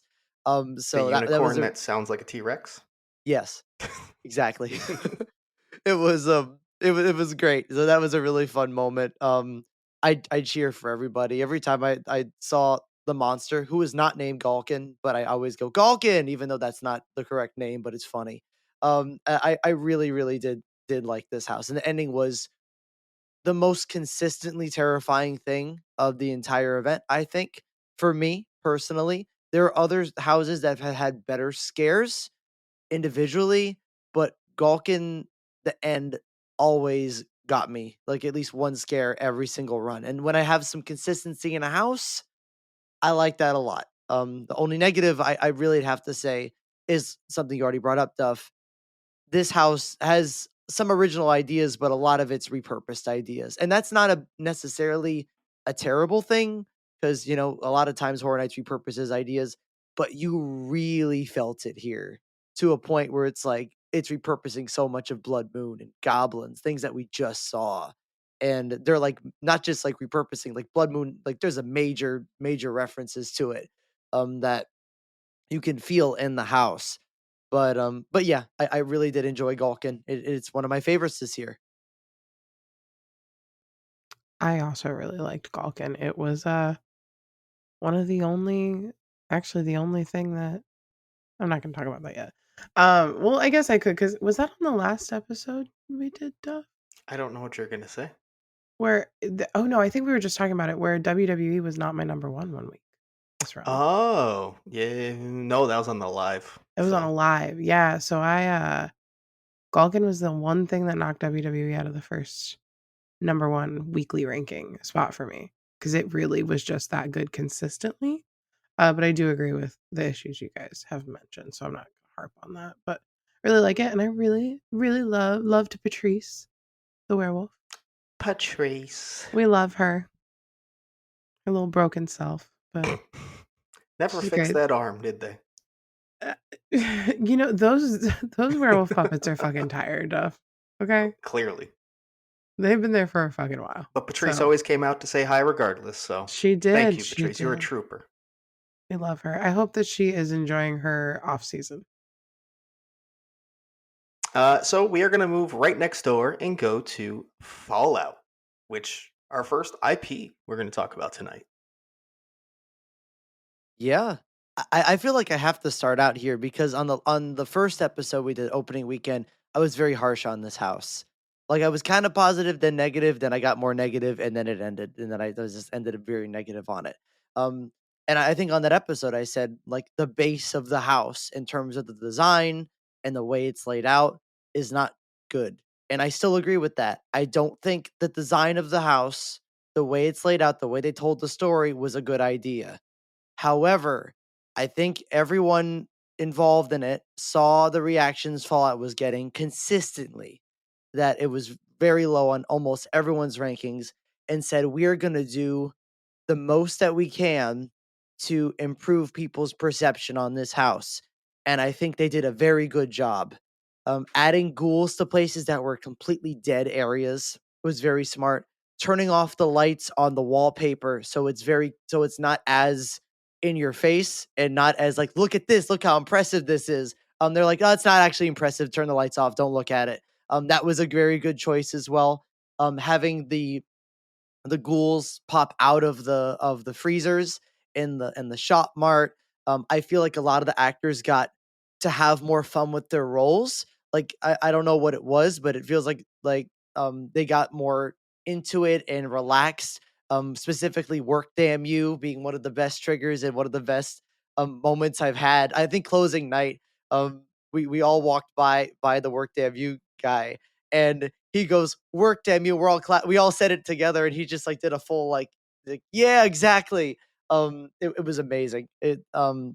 So yeah, I think that they did the most that they can do to fix the pure design of this house, and I think they did a very good job in what they could. Yeah, I agree with everything you said without being too negative. Yeah, I think that the Philly scene was really like aesthetically fun to look at. I'll give him that. Uh, I got to be negative for a second. There was, in fact, not enough GOG in that. It did not got that GOG. Did not have that GOG in it. Not much at all. It took me till like closing week to see, maybe even closing night, to fully see the ghoul in Philly. In Philly. Yeah. In Philly. So like, whose fault is that? Because I'm really there for one thing and one thing only. Okie dokie. Okie dokie. I'll bring a little bit more negativity. So I wasn't high on this from my first walkthrough. Talked about the opening week review. I will say, to be positive before I get into the negative, I do think the changes they made, adding the extra ghouls, having the ghouls, I guess, come through the freezers, great additions. It helped the pacing a lot. Very happy that happened. Otherwise, overall, I think scenically this house let me down a lot. I really actually like the beginning. The vault feels very immersive. I like how to utilize the corners, fog, lighting. Like they did very good at that part. I enjoyed that a lot. The second you walk outside of Vault 33, or I guess, yeah, you walk out of Vault 33, goes downhill for me real fast. First of all, look what you're looking at when you walk out, guys. Come on. We can have The some more trick is to effort. look down We can have and more not pay effort into attention. our scenic than that. Okay? Disappointing. I thought Philly overall scenically was actually not that impressive. It just felt like clutter that built up, but didn't feel like I was within this built up city of trash, I guess. It literally just felt like clutter around me and nothing else. I thought they didn't utilize their characters to the best. Obviously, the ghoul himself, again, did not have that GOG in it. You really don't get any. Actually, I don't think you get a good scene with him, period. I don't like how he was used at any moment.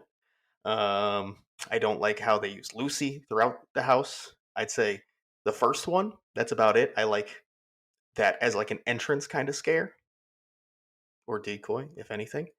Um, yeah, I don't have too much nice to say beyond that. I just really didn't enjoy their take, and I was really hoping the scenic would carry it, and it very much did not. Oh, and the T60s were let down too. Yes, they were. The end. Okie dokie. Okie dokie. Work, damn you. That is one of the best triggers of the year, though. I will say that. Yes, it made no sense, but I loved it.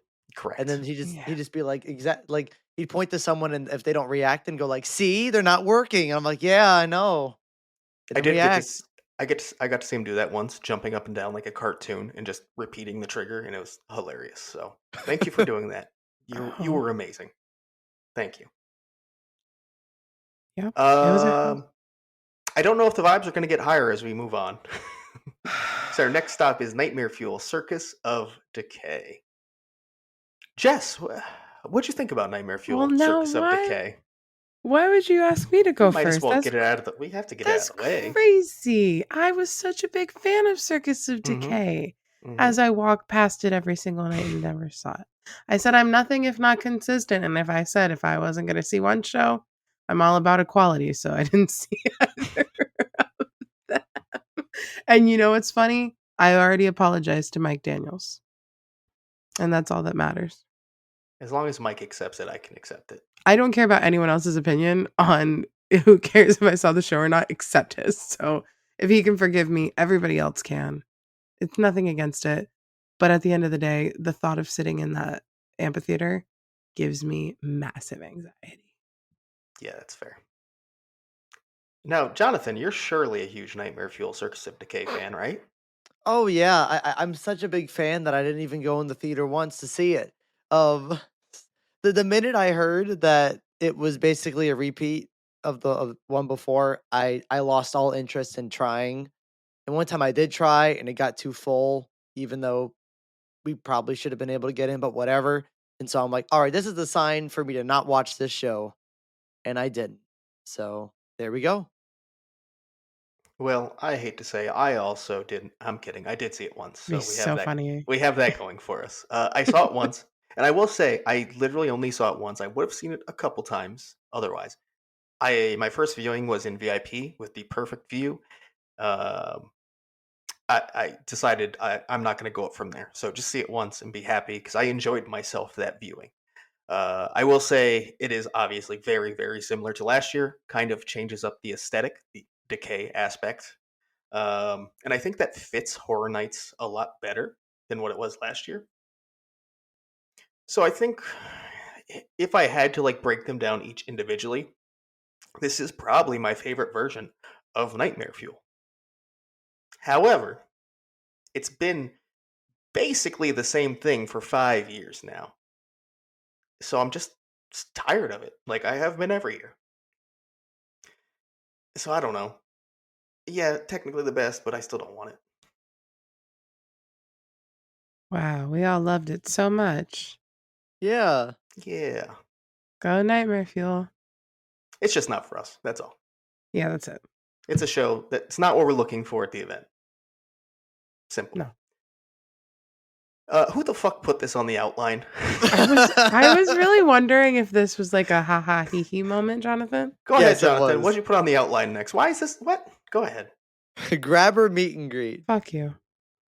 Listen, it survived the whole season. A Blumhouse, It did. a Blumhouse interaction promoting a film survived the entire season. So it I was worth liked his putting there. sparkly wig simulating snow. There's your compliment. This isn't disrespect to this character at all, but it was No. literally like just a meet and greet that kind of took up a bunch of space in a walkway. So like, wasn't a fan. He always had a little crowd though. Yeah, that's what I'm saying. It always took up a lot of space. Oh well, okay, whatever. And it was a meet Moving and on. greet, so it wasn't like something I'd sit there and watch. It was just people taking photos. Which, hey, get your photo, go ahead. But it was not for me. Can we My please favorite talk- part was when people would step on the prop or step on the little stage, and he'd have to like hit the stage to tell them to get off. Mm-hmm. Which Great, happened every night. basically everyone did. It looked like. I think that's why he started standing so far away from the stage. Mm-hmm. Which just stop people from doing that, but then like clog the walkway. So I was like, yeah, you give and take. Well, art would come out from over there too, so that would also be a cluster. Chaos. Can All you right. talk about the good thing? Yes, please. You can bring us in. Club horror. Something that I thought I wasn't gonna like. I remember specifically getting shit for saying there were gonna be a bunch of teenagers dancing to Five Nights at Freddy's in there. I was wrong, because it was a bunch of us dancing to Taylor Swift the other night, actually.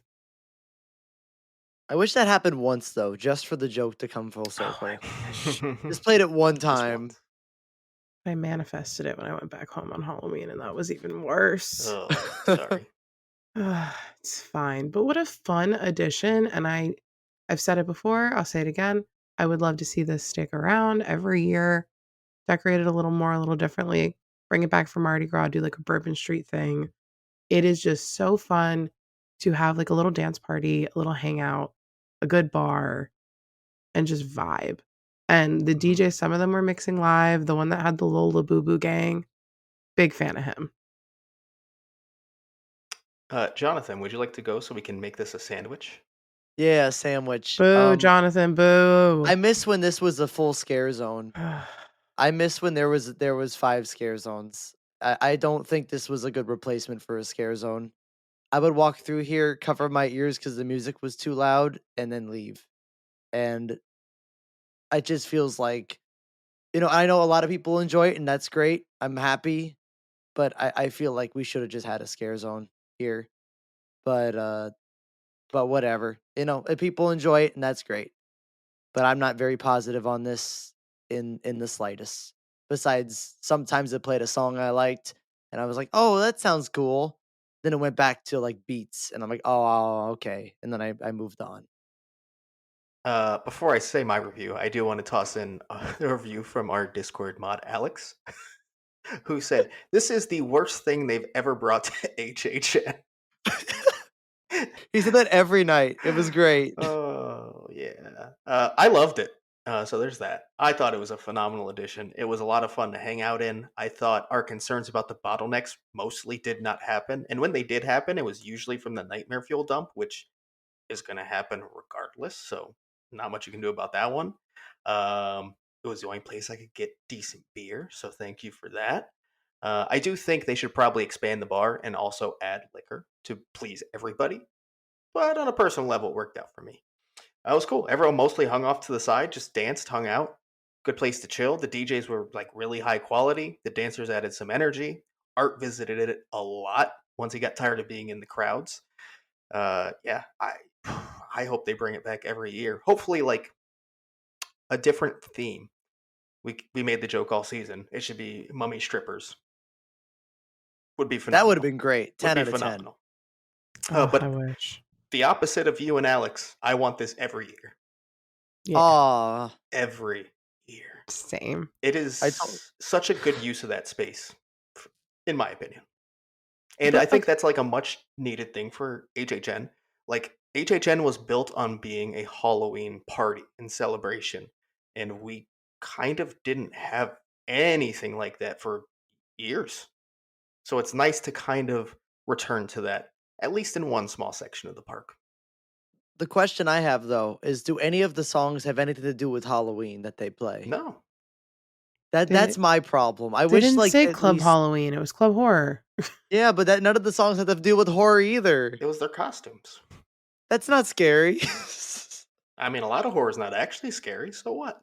I wish they played more like, it doesn't have to be every song, but more like Rob Zombie, Alice Cooper, like like more like scary Hmm. is music that fits. Because I think if it did that more often, I'd be a lot more positive on it because it'd feel more fitting. But it just felt like a random thing that Hmm. exists in Horror Nights because of the music choices. I With the will. one time they played the Us theme, and I like that.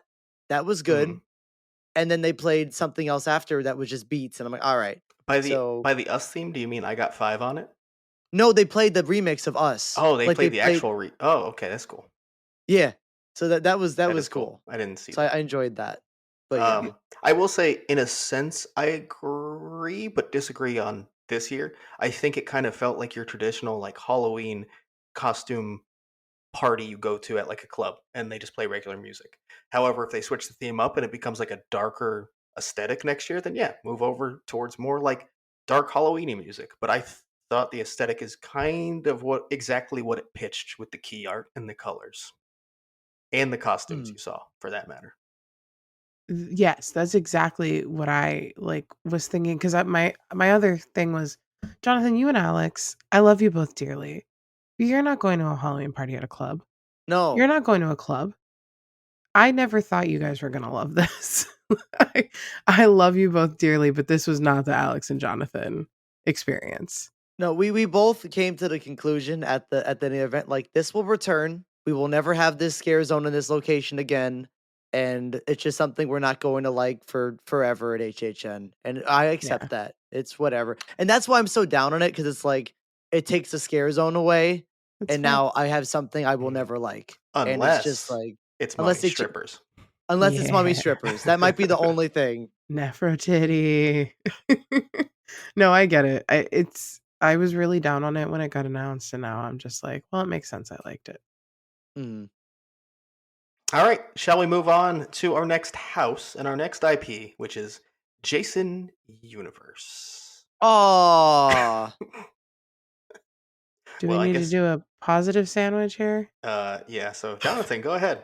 Yeah, What? How positive Um, are you? Anyways, go ahead. more I than you don't guys. like this house. I don't like it. I think the sets are not good. I think the scare placement for me, I know a lot of people are different, is not very good. I think they're all just very, where they're coming from every time. I think having the second half of the house have no sets is bad. I think that's a bad choice. I had made a joke when you're walking down the back by the sound stages, and there's that they put like a little thing of greenery down there, which is I'm like, that's Jason Universe. That's the second half of the house right there. Um, I I'm gonna admit I don't really. know much about Jason. I'm not a Jason person, so that's going to affect my feelings on it. Um, I know Alex doesn't really like the house, but he likes Jason, so it's higher for him because of just the character himself. And that's going to help and affect feelings. But yeah, I just don't think this was done in a way that I want haunted houses to be at Halloween Horror Nights. It felt like something that could be done almost anywhere because the sets weren't very intricate at all. Which some people like that too. But yeah, this house was not for me, and I hope they don't take this lesson of the 180-minute waits or whatever and say, let's just do houses like this again, because I would hate that. But yeah. Well, as a Jason person, I did not love this house. And there's our positivity. There we Um, go. the positive thing is that I got to have FaceTime with Jason Voorhees. He was Really, there. really, boy, was he there. Wow, he was like everywhere, He guys. was truly there. I think that they did say that that's the most of one character they've ever had in a house. Yes. So too Moss Jason almost. Enough to Yes. last my lifetime, I think. I didn't like at the end of the day when I do think about it now, I'm like there's even a little nostalgia for only 3 days out from the end of the event being like, it was fun to see like the Jason Lives scene and stuff as someone that is my favorite film in the franchise, but like it was not Jason's best kills. It wasn't like a mashup of Jason. It literally was just here he is. It's his universe. Pamela was working it though. Loved Pamela. Pammy lived for her. And when it was raining, they had a spot for her in the house and she was very aggressive. It was scary, but it was not as scary as Insidious. It's definitely not times 10. But yeah, if you were there for Jason, it was a fun time. I had a hoot in there. A hoot and a half. That is my positivity, but that's just because I like Jason. Jason was there. But he was. Yeah. I was there and he was there. And that is and then why he was there, and then he was there, and then he was there. and then he was over there and sometimes he had a wrench. Sometimes he had a bag. Yeah. Yeah. Sometimes he was a bobblehead. Sometimes he was a short king, and we love our short king Jasons here. There's my positivity. Now, Duff, take it away. So I do want to preface this by saying, and this is going to sound like maybe too nice to come off with, but like I legitimately understand why a lot of people love this, why it's some people's favorites. I think a house like this does have a place at the event, even if it is not for me, because this style of house is not my thing. That simple as that. The scenic, I thought was very minimal. Then we went on Unmasking the Horror tour. I was like, whoa, there's a lot more shit in here. You can't see it even after you've done the Unmasking the Horror, Unmasking the Horror Ugh. tour. Yikes! Yeah. Jason's throwing me off. You go back into the house after, you're like, I can't see those things. They're actually gone. And that's not saying like turn the lights brighter. It just kind of didn't work with what this house was. So it felt like as you were going through the house, the scenic was extremely minimal. The scare design was basically non-existent. The scare design was windows that opened and multiple boo holes. Otherwise, the boo holes were the most traditional jump scare you could possibly have over and over and over. And again, I get it. People come here to get scared. And if that scares you, this house will fuck you up. That is for sure.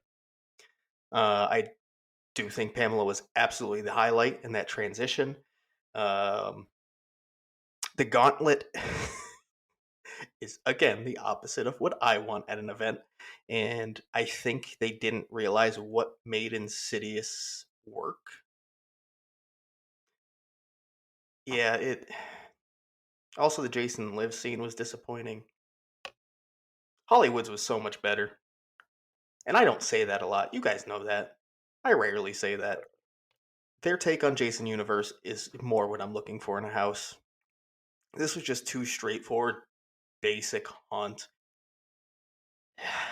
I really don't know any other way to say it than it's just not what I want. It's not what I'm looking for. That's all. Yeah. Wasn't what I was looking for either, and I'm a Jason fan. I have a fucking Jason tattoo. Yeah. Boy. I still had a fun time in there though. But Thank you for reminding me. I did want to add. I could go in there and have a fun time because it was just so much going on that at least I could be like, oh yeah, fun little jaunt through Jason. Jaunt through Jason.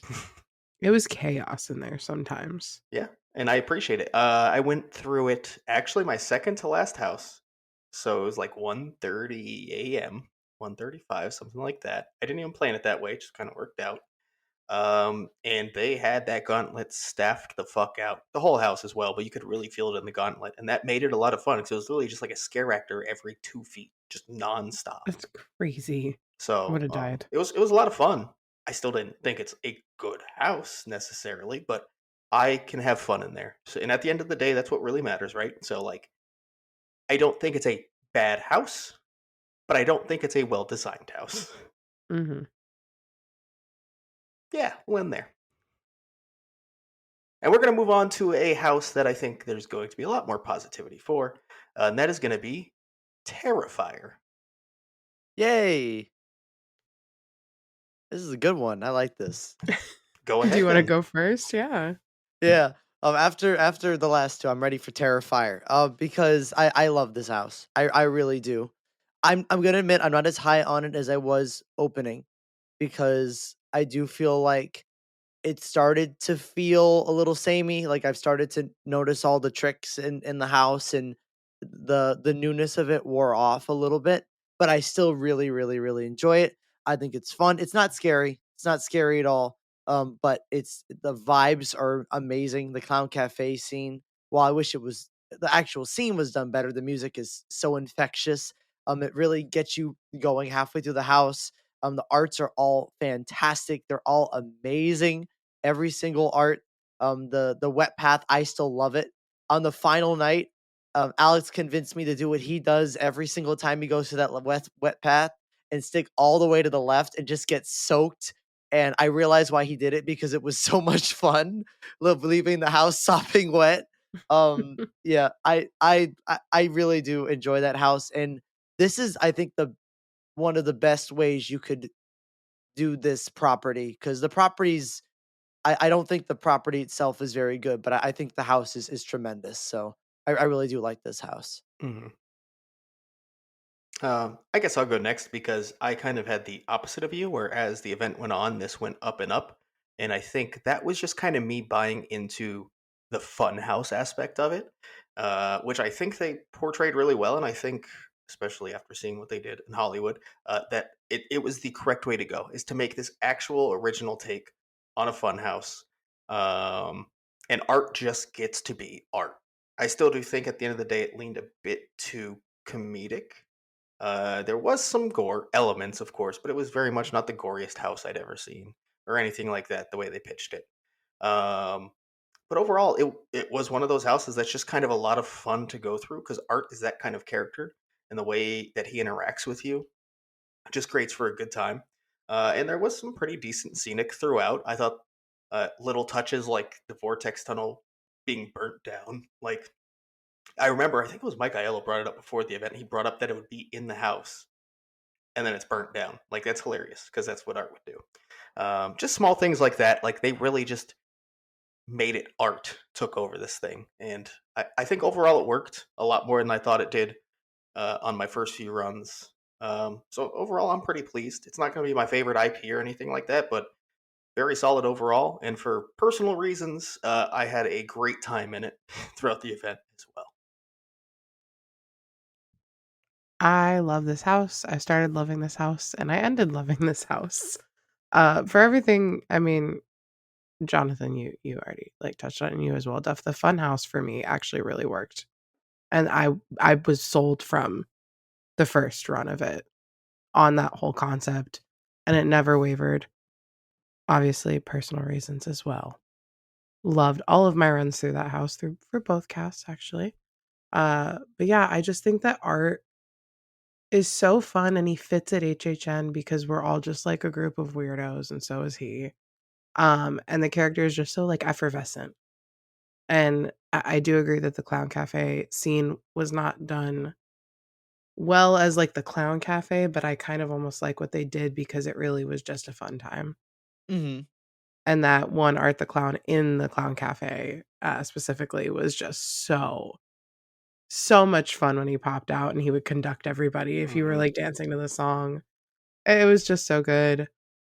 I could probably gush about this one for a while, actually. It was just really, really something special, and I'm really glad that Orlando kind of did that interpretation of it. All right. Well, with that, I guess we can move on next door to Grave of Flesh, which I think is going to be quite divisive on this show.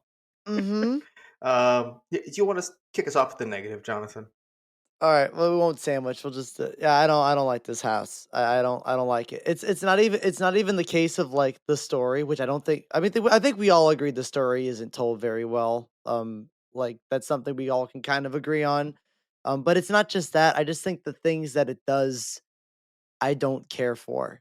And that's the easiest way and the quickest way I could sort of explain my thoughts. I think the weird stuff that it does, I don't find it interesting. I think the places it goes, I don't find it interesting. I don't like the scares. I had never got scared once in this house.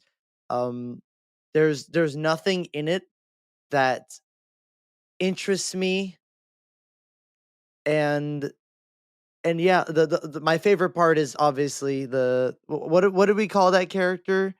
DJ Jesus Christ DJ or Jesus Christ. Beyonce or Jesus Christ Superstar. What else, Jess? You got anything else? What'd you have? I'm sorry, I totally zoned out for a second there. But yes, Beyonce. What's Beyonce's name? Beyonce, it's Beyonce. Oh, just Beyonce. There we go. Oh, I did call it Beyonce. Jesus Christ Superstar at one point, you are correct, but then we found out that the name was Beyonce, yes, you are right. So yeah, Beyonce. I do enjoy that part, and the end rave is funny. And then you hear moo. It's like all right. But yeah, overall, it's just not an interesting house to me, and it's a house I kind of found boring. But that's about it. I mean, there's not really any other deep discussion for it. It's just that's how it felt. So, Jess, you and I are actually in the minority here, Yes. but I enjoyed the house, and I am someone who preaches how important story is, how important scenic is, diversity in the designs. Well, this does have diversity in designs, I guess that's for sure. But at the end of the day, I just had a ton of fun in this house. I don't care that the story wasn't super cohesive. It was very open ended. Didn't make a ton of sense. I thought the first third of it was pretty obvious what was happening, right?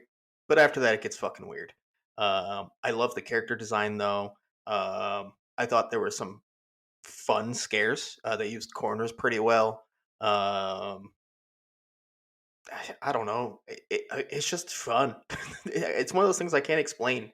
Holidays in Hell in Hollywood's like one of those houses where, like, technically I shouldn't have liked it. It's like a party city built house, and I loved that for some reason. This is kind of like that. Very much not Party City, but like if you just read this to me on paper, I'd be like, "What the fuck?"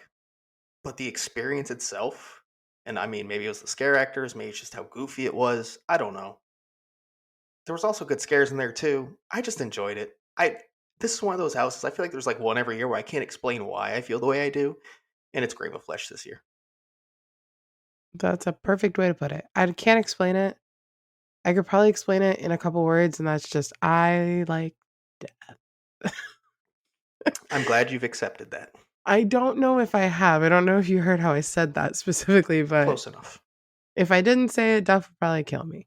Yeah, I like things that revolve around that concept. So I was gonna like this regardless, but I can't really explain it beyond that. And I love those little flesh eaters. I think they're so cute. Hmm. That's about the only explanation I'll give you. But yeah. Oh no, I did really like the purgatory aspect of it. That was fun. Hmm. You will never leave. You will I never liked that leave. was cool. I love the staircase scene. That was cool as fuck. Yeah. That looked great. The open Kind of haunted door. Oh mansion. come on. Yeah. There's some cool scenic. Beyonce. Did it all mesh? Absolutely not. But it was cool. No, the bone grinders, which were just conveniently my colors. I made that house, Jonathan. You don't know. You did. I will say, the beginning, beautiful. Love the facade into that first scene with the grave. Oh, Yeah. one of the best scenes this year. I can agree with that. That's a positive I can say. I like the facade Mm. and the entrance. Thank you. It was good. Well, Weird smell. speaking of beautiful facades, Oh, how about we move on to El Artista, a Spanish haunting? wow. She's a beaut. She really is. Scary, haunting. Had a little struggle in the beginning of the run with staffing, but all the originals tend to do that. We've talked about that. This one a lot, though. Yeah, but in the last like few weeks of the event, all cylinders, I feel like. Rarely missing anybody. I just really enjoyed it and I don't know what it is. This is another one where like it's beautiful. Yes, I can acknowledge that it had issues, but at the end of the day, it is always in my like top 4 or 5 in my weekly rankings because it is that beautiful and haunting, the stories in it. Hmm. Yeah, I'll piggyback. It's beautiful. It's clearly one of the most beautiful houses they've ever created. That facade is definitely one of the best facades ever. The courtyard in the middle might be one of my favorite set pieces they've ever built. It had a lot of fun integrations with some media, with some unique scare design. Like the bookcases, I thought were used really well. I thought the stilt walker kind of coming out of a corner. The first time you did that, like, like what the fuck? Um, Obviously, it had the gargoyle flying overhead. Like a lot of cool shit was happening, and it was absolutely beautiful. It was a beautiful story that had many, many layers. The main issue with this house is that when it wasn't fully staffed, which it wasn't a lot, you couldn't get the story because it. This is such a story-driven house that you need the scare actors to tell you that story along the way.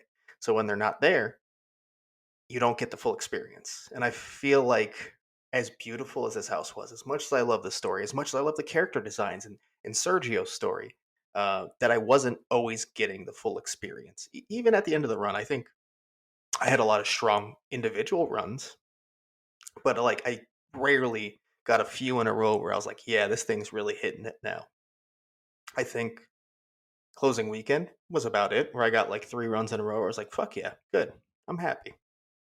So I think it had potential to be an all timer. I think it had potential to be the best house of the year by a large margin. And it kind of just got let down by staffing, really. And I mean, I guess that's kind of comes back to design. If staffing is that important, then, what are you going to do? That sucks. But if I can't pick up the full story, sorry. Yeah. I think there's a world where this house maybe was a little too ambitious, Hmm. which I mean, still good. I'd rather be too ambitious than not ambitious at all. But you're right. When it there's a something as simple as maybe there's not enough staffing because it's an original, they're gonna get pulled. Like it always happens every single year, and it like hurts the story of the house that tremendously. There's a problem. There's a bit of a problem, I think. Um, I did really enjoy this house. I think it's very beautiful. I think it has some of my favorite effect, which is very simple. It's the oh, platform 9 3/4 effect where you walk through a wall and you can see that from the other end. And when the ghost walks through it, oh my god, I love that effect so much. Had a lot of fun things, but a lot of the times I feel like my runs were very quiet. Not much was going on. The gargoyle, you get there, he's not there, or he's putting on his stuff, and by the time you exited, he's gone. Um, you miss that moment, or there's an actor not there, and the whole scene is just kind of barren. The ending, if you miss some actors or there's spares or something happens, I don't know, like you just don't hit the pinball that it wants you to hit, and it sort of the house ends with a thud. Um, when it works, it really works. And one of my last runs of this house, I got the pinball like at the end, and it was perfect. I was screaming. I'm like, oh my god, this is amazing. I wish this was like this for every other run I did of this house. Um, because as intended as designed, it's amazing. I just think there are other external problems that there's nothing you can really do about that. Still a very, very, very good house, but not I don't think as much as not as good as they hyped it up to be, Hmm. in my opinion. Well, it's time. We are moving on No. to the horrors of the Wyatt Six. No, Um, I refuse. I will start this one. I'll let you guys have your time. Uh, I figured I'd like it just from everything we learned in the off season, from everything Jess said, hyping it up, how excited I got for it, watching the documentary, watching some YouTube videos about it. I figured I'd like it, and I knew the passion behind it in A&D, and it blew me away. Still, it is so much better than I thought, and I'm going to make this really simple. It was the house that felt most like Horror Nights this year. It was just straight up a Horror Nights house, and it did a great job at doing that. And Yeah, I know you guys are going to get into more detail, so have fun. I'll let you end this one, Chess. So I'll go in the middle here. I'm already doing so well. Yeah, this house was phenomenal. It was absolutely phenomenal. Um, my first run, I was kind of like, all right, if you don't know the lore, it might be a little difficult to understand, and I think it is, in some points. But it by the time you got through halfway through that season, or like 2, 3 weeks, it didn't even matter because you were on the floor from the scares. They were so intense. All the scare actors were so so so good.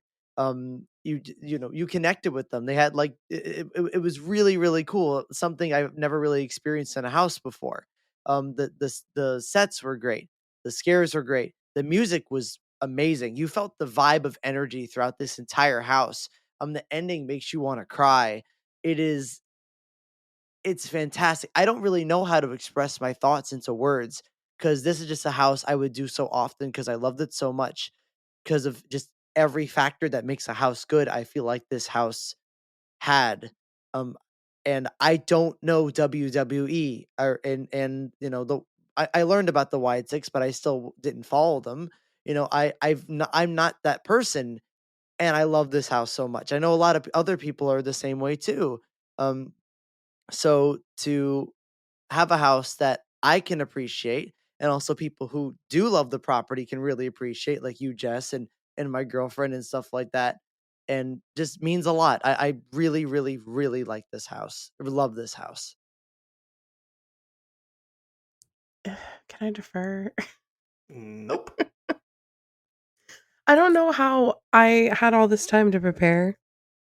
Months. And this is still like the hardest thing in the world to talk about right now. I know that sounds so dramatic. Jonathan, you said a really great thing where like I've never emotionally been so attached to a haunted house like this before, which is an insane thing to say. I know at the end of the day, it is just a haunt. It's just a theme park event. But you guys, if you listen to this show in any facet, know how long I've been asking for this house and how much Bray Wyatt and The Fiend mean to me, my husband, and my sister, and a lot of people.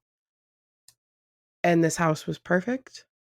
I think I have better thoughts on our like opening weekend review, so I'm not gonna like sit here and like pick apart the whole house.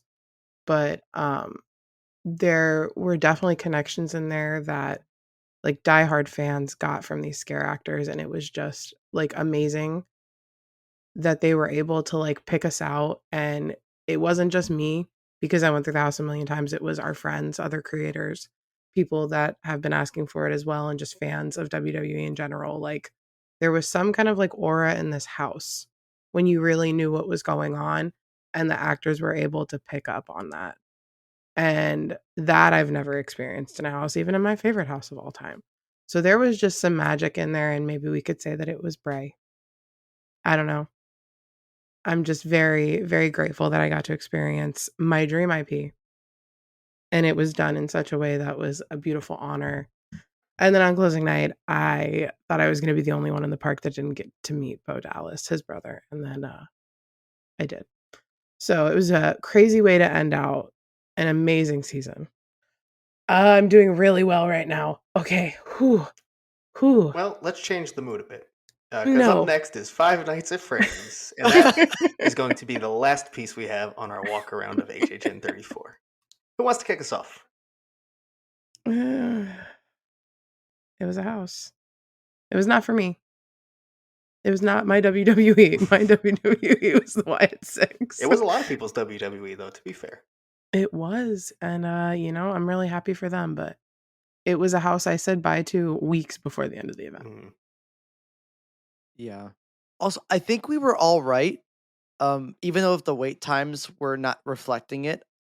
I think Terrifier got more popular as the event went on What a good call. It'll open because open with the highest weights, and Terrifier will close with the highest weights, and that's Yep. exactly what happened. mhm. Terrifier broke a record on closing night. Did it really? I didn't know Wow. that. It was the latest close Mm. of a house. Insidious was last year, and it was, like, 258. This year, it was 313 Oh my or god. something like Oh, that for Terrifier. Yeah, it was some crazy stat. that's Yeah. crazy. Mhm. Yeah. No, those the FNAF wait times would lie. Every night they'd lie. And you walk up, it'd say 100 minutes and you just see 3 switchbacks and you're like, "Nah." And you'd wait maybe 40 Mhm. or 30. It was very good at lying about wait times, that house. But I liked it, for what it was. I was not looking forward to this at all. I think this is my 10 on hype, I'm pretty sure. Because it's Five Nights at Freddy's. I don't care for the property. I don't care for the movie. And I was like, how is this gonna go? I think for what they had to work with, they did a good job. And the sets are very good. The sets are some of the best sets of the event. And that will affect things in my rankings because the sets are very, very, very good. And the immersiveness is very, very, very good. The problem comes with the actual puppets themselves, where there's not much they can do. There's some that are really cool, like the walking Freddy, and I do like the hands that pop out of the wall. That's a nice touch. But a lot of them just sort of stand there and then wave their arms and you move past.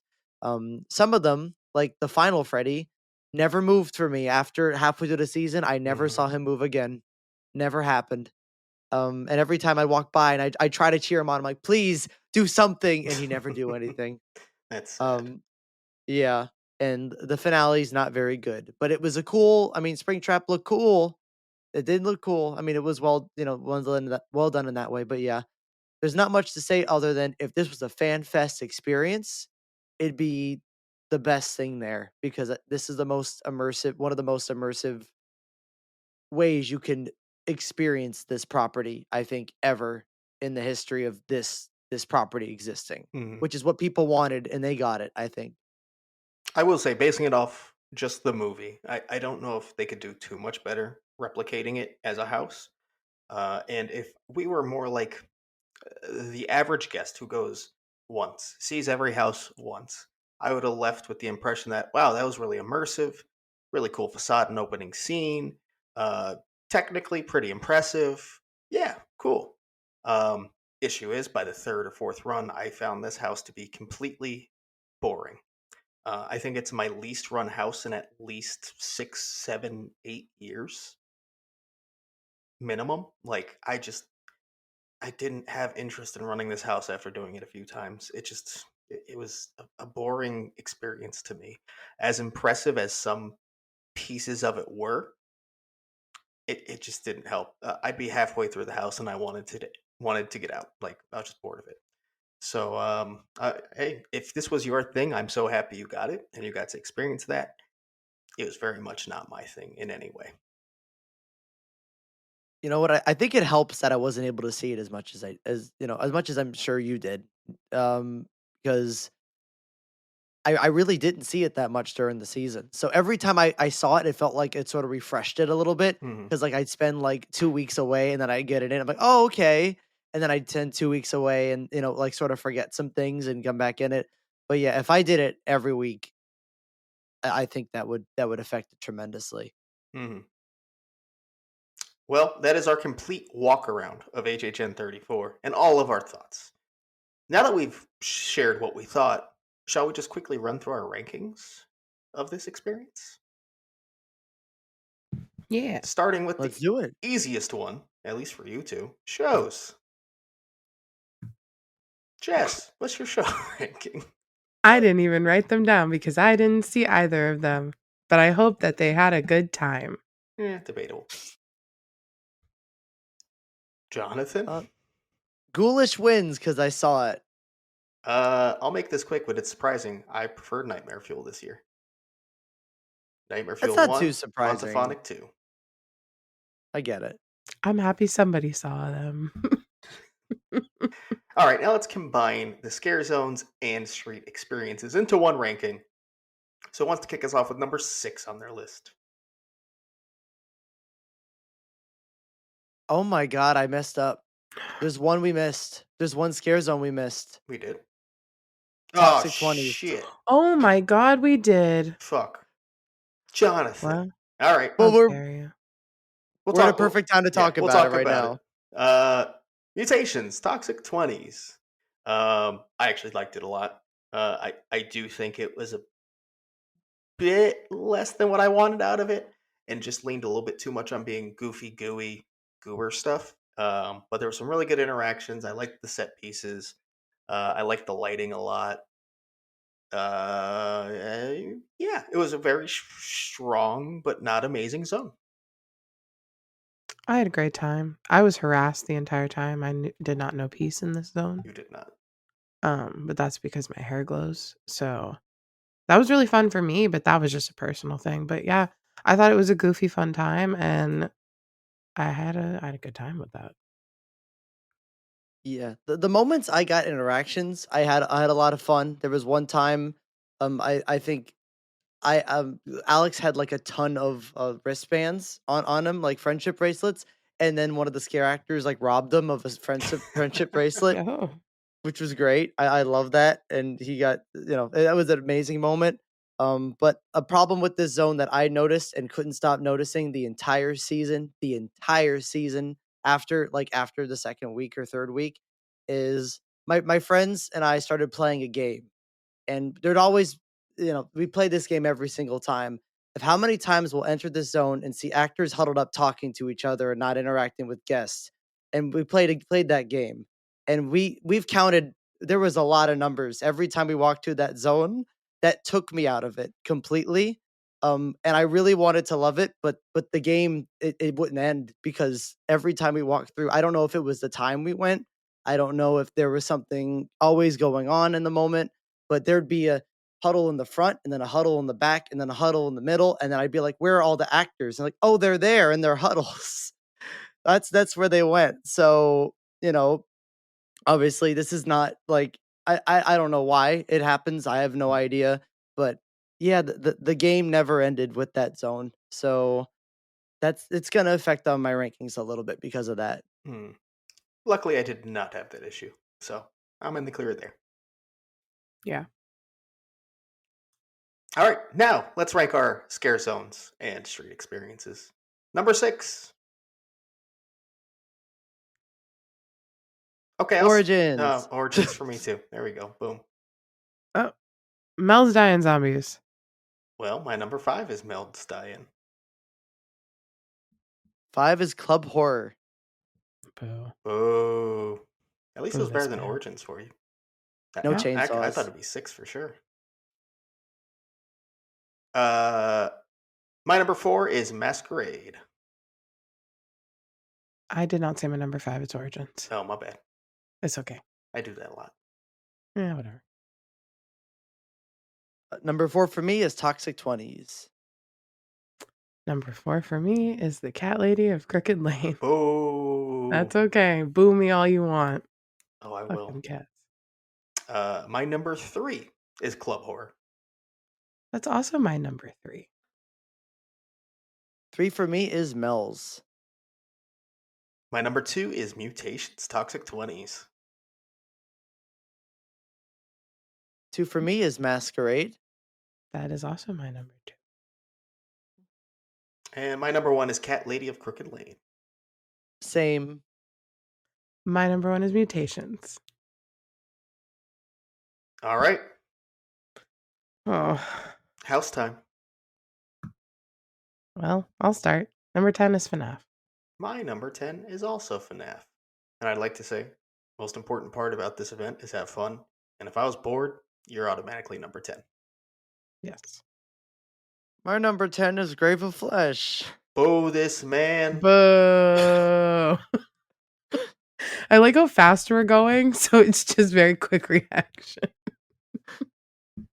My number 9 is Dolls Let's Play Dead. Well, my number 9 is Fallout. My number 9 is Jason.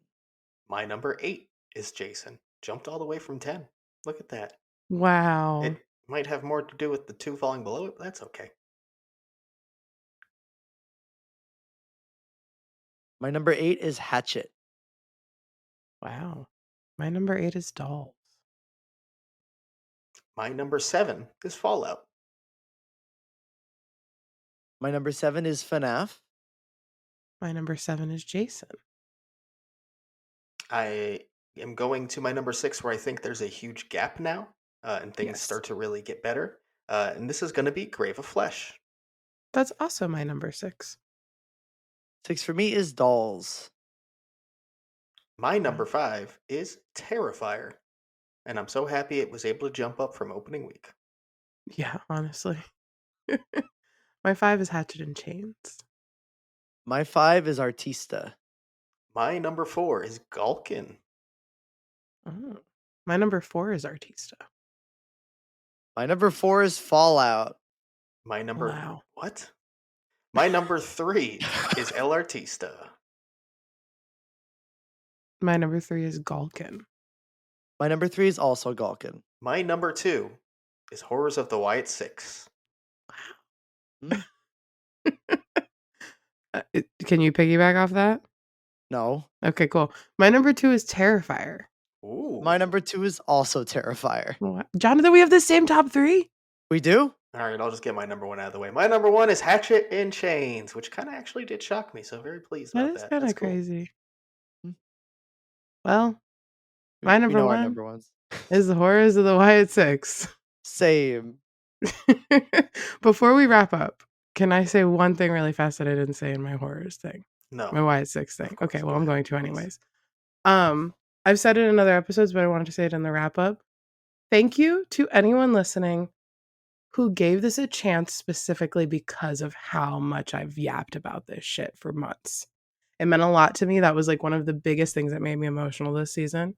So thank you. There are a lot of people that have told me they're now following the Wyatts in WWE because of it. That's really cool. And if you didn't and you already cared about it before, love you, fellow Firefly. And if you're a new Firefly, love you too. Watching how many people wanted to close out that house on closing night made me more emotional than I already was. Because a lot of people were shitting on it when it started. So that's it. I just had to say my piece. Thank you. A house that definitely pleased us all, that's for sure. And a lot of yeah. other people who didn't expect to love it. For Bray. I'm so glad we let him in this year. Yeah, we did. And now the house is being torn down as we speak. All right. So let's do one last discussion before we wrap this up. And that is just our final thoughts about the event. What did you think about this year? Its lineup? Was it strong? Was it weak? How does it compare to past years? Whatever you want to say about this year. Going back from what we said originally, I think the best part of this year was being able to hang out with everybody and experiencing it and meeting people and talking with everyone, getting us to hang out. I think at the end of the day, that's the most important part about Halloween Horror Nights, more so than the houses and the zones and the extra experiences and whatever. And I think that's a big reason why this year we're gonna remember this year for a long time, especially compared to last one. Yeah, much more together, something for everyone, and like everything was so good, pretty much that you weren't upset doing a house that maybe you weren't too hot on because your friend wanted to do it. Because then you could be like, oh, like for example, if somebody wanted to do like Hatchet, which wasn't a bad house, and then I want to do Wyatt Sicks, neither of us were mad that we got to do both. And that is like, it was just really nice this year compared to previous years where I didn't get to see you guys. And we met a lot more people, I want to say, than we ever have in previous years. A lot more of you came up to us, which was crazy. A lot. Yeah, like, thank you for that. All of you that stopped us and said hi or even just said 365 as we were passing, or our government name. Yeah. We'll order 365. Halloween Horror Nights 365. That's my favorite. We will order more buttons next year. Yes, we definitely underestimate that. But yeah, no, this year was just such a good year top to bottom. And It is going to go down in the books. Yeah, and I won't harp on it too much, but the social aspect of this event is what really makes it so special. Obviously, it's a great event overall, year after year, whether the quality is higher or lower. I love horror nights, but the social aspect's what really makes it something that has me returning basically every night of the event. Like, I just want to be there all the time. And if you want to talk about the quality of the event, last year on closing night, I walked out at 9:30 p.m. and couldn't wait to get home. And this year, I had to be dragged out at like 2:45 a.m. So, uh, very strong house lineup, very good zone lineup. Vibes were great. I can't really complain at all. I'm happy that we're back at a level like this compared to last year, and I hope we keep building on it moving forward and on to an anniversary year. Well, I guess it's time to really wrap up HHN 34. If you are a Hollywood listener, don't worry, we are going to have a Hollywood specific episode coming up. I'm the only one who went, but we're going to make it fun. Don't worry, we'll make it work. Yeah, we are. But until then, follow us on social media. That's Twitter, Instagram, and YouTube at HHN365. Our TikTok at HHN365pod. Check out our Discord. Join it. Talk HHN all year round. That link is in the description. Our merch shop is HHN365.com. And if you want to leave us a voicemail that we would play here on the show, that number is 407-906-4134. And until next week, we unfortunately won't see you in the streets, but see you in the streets, I guess.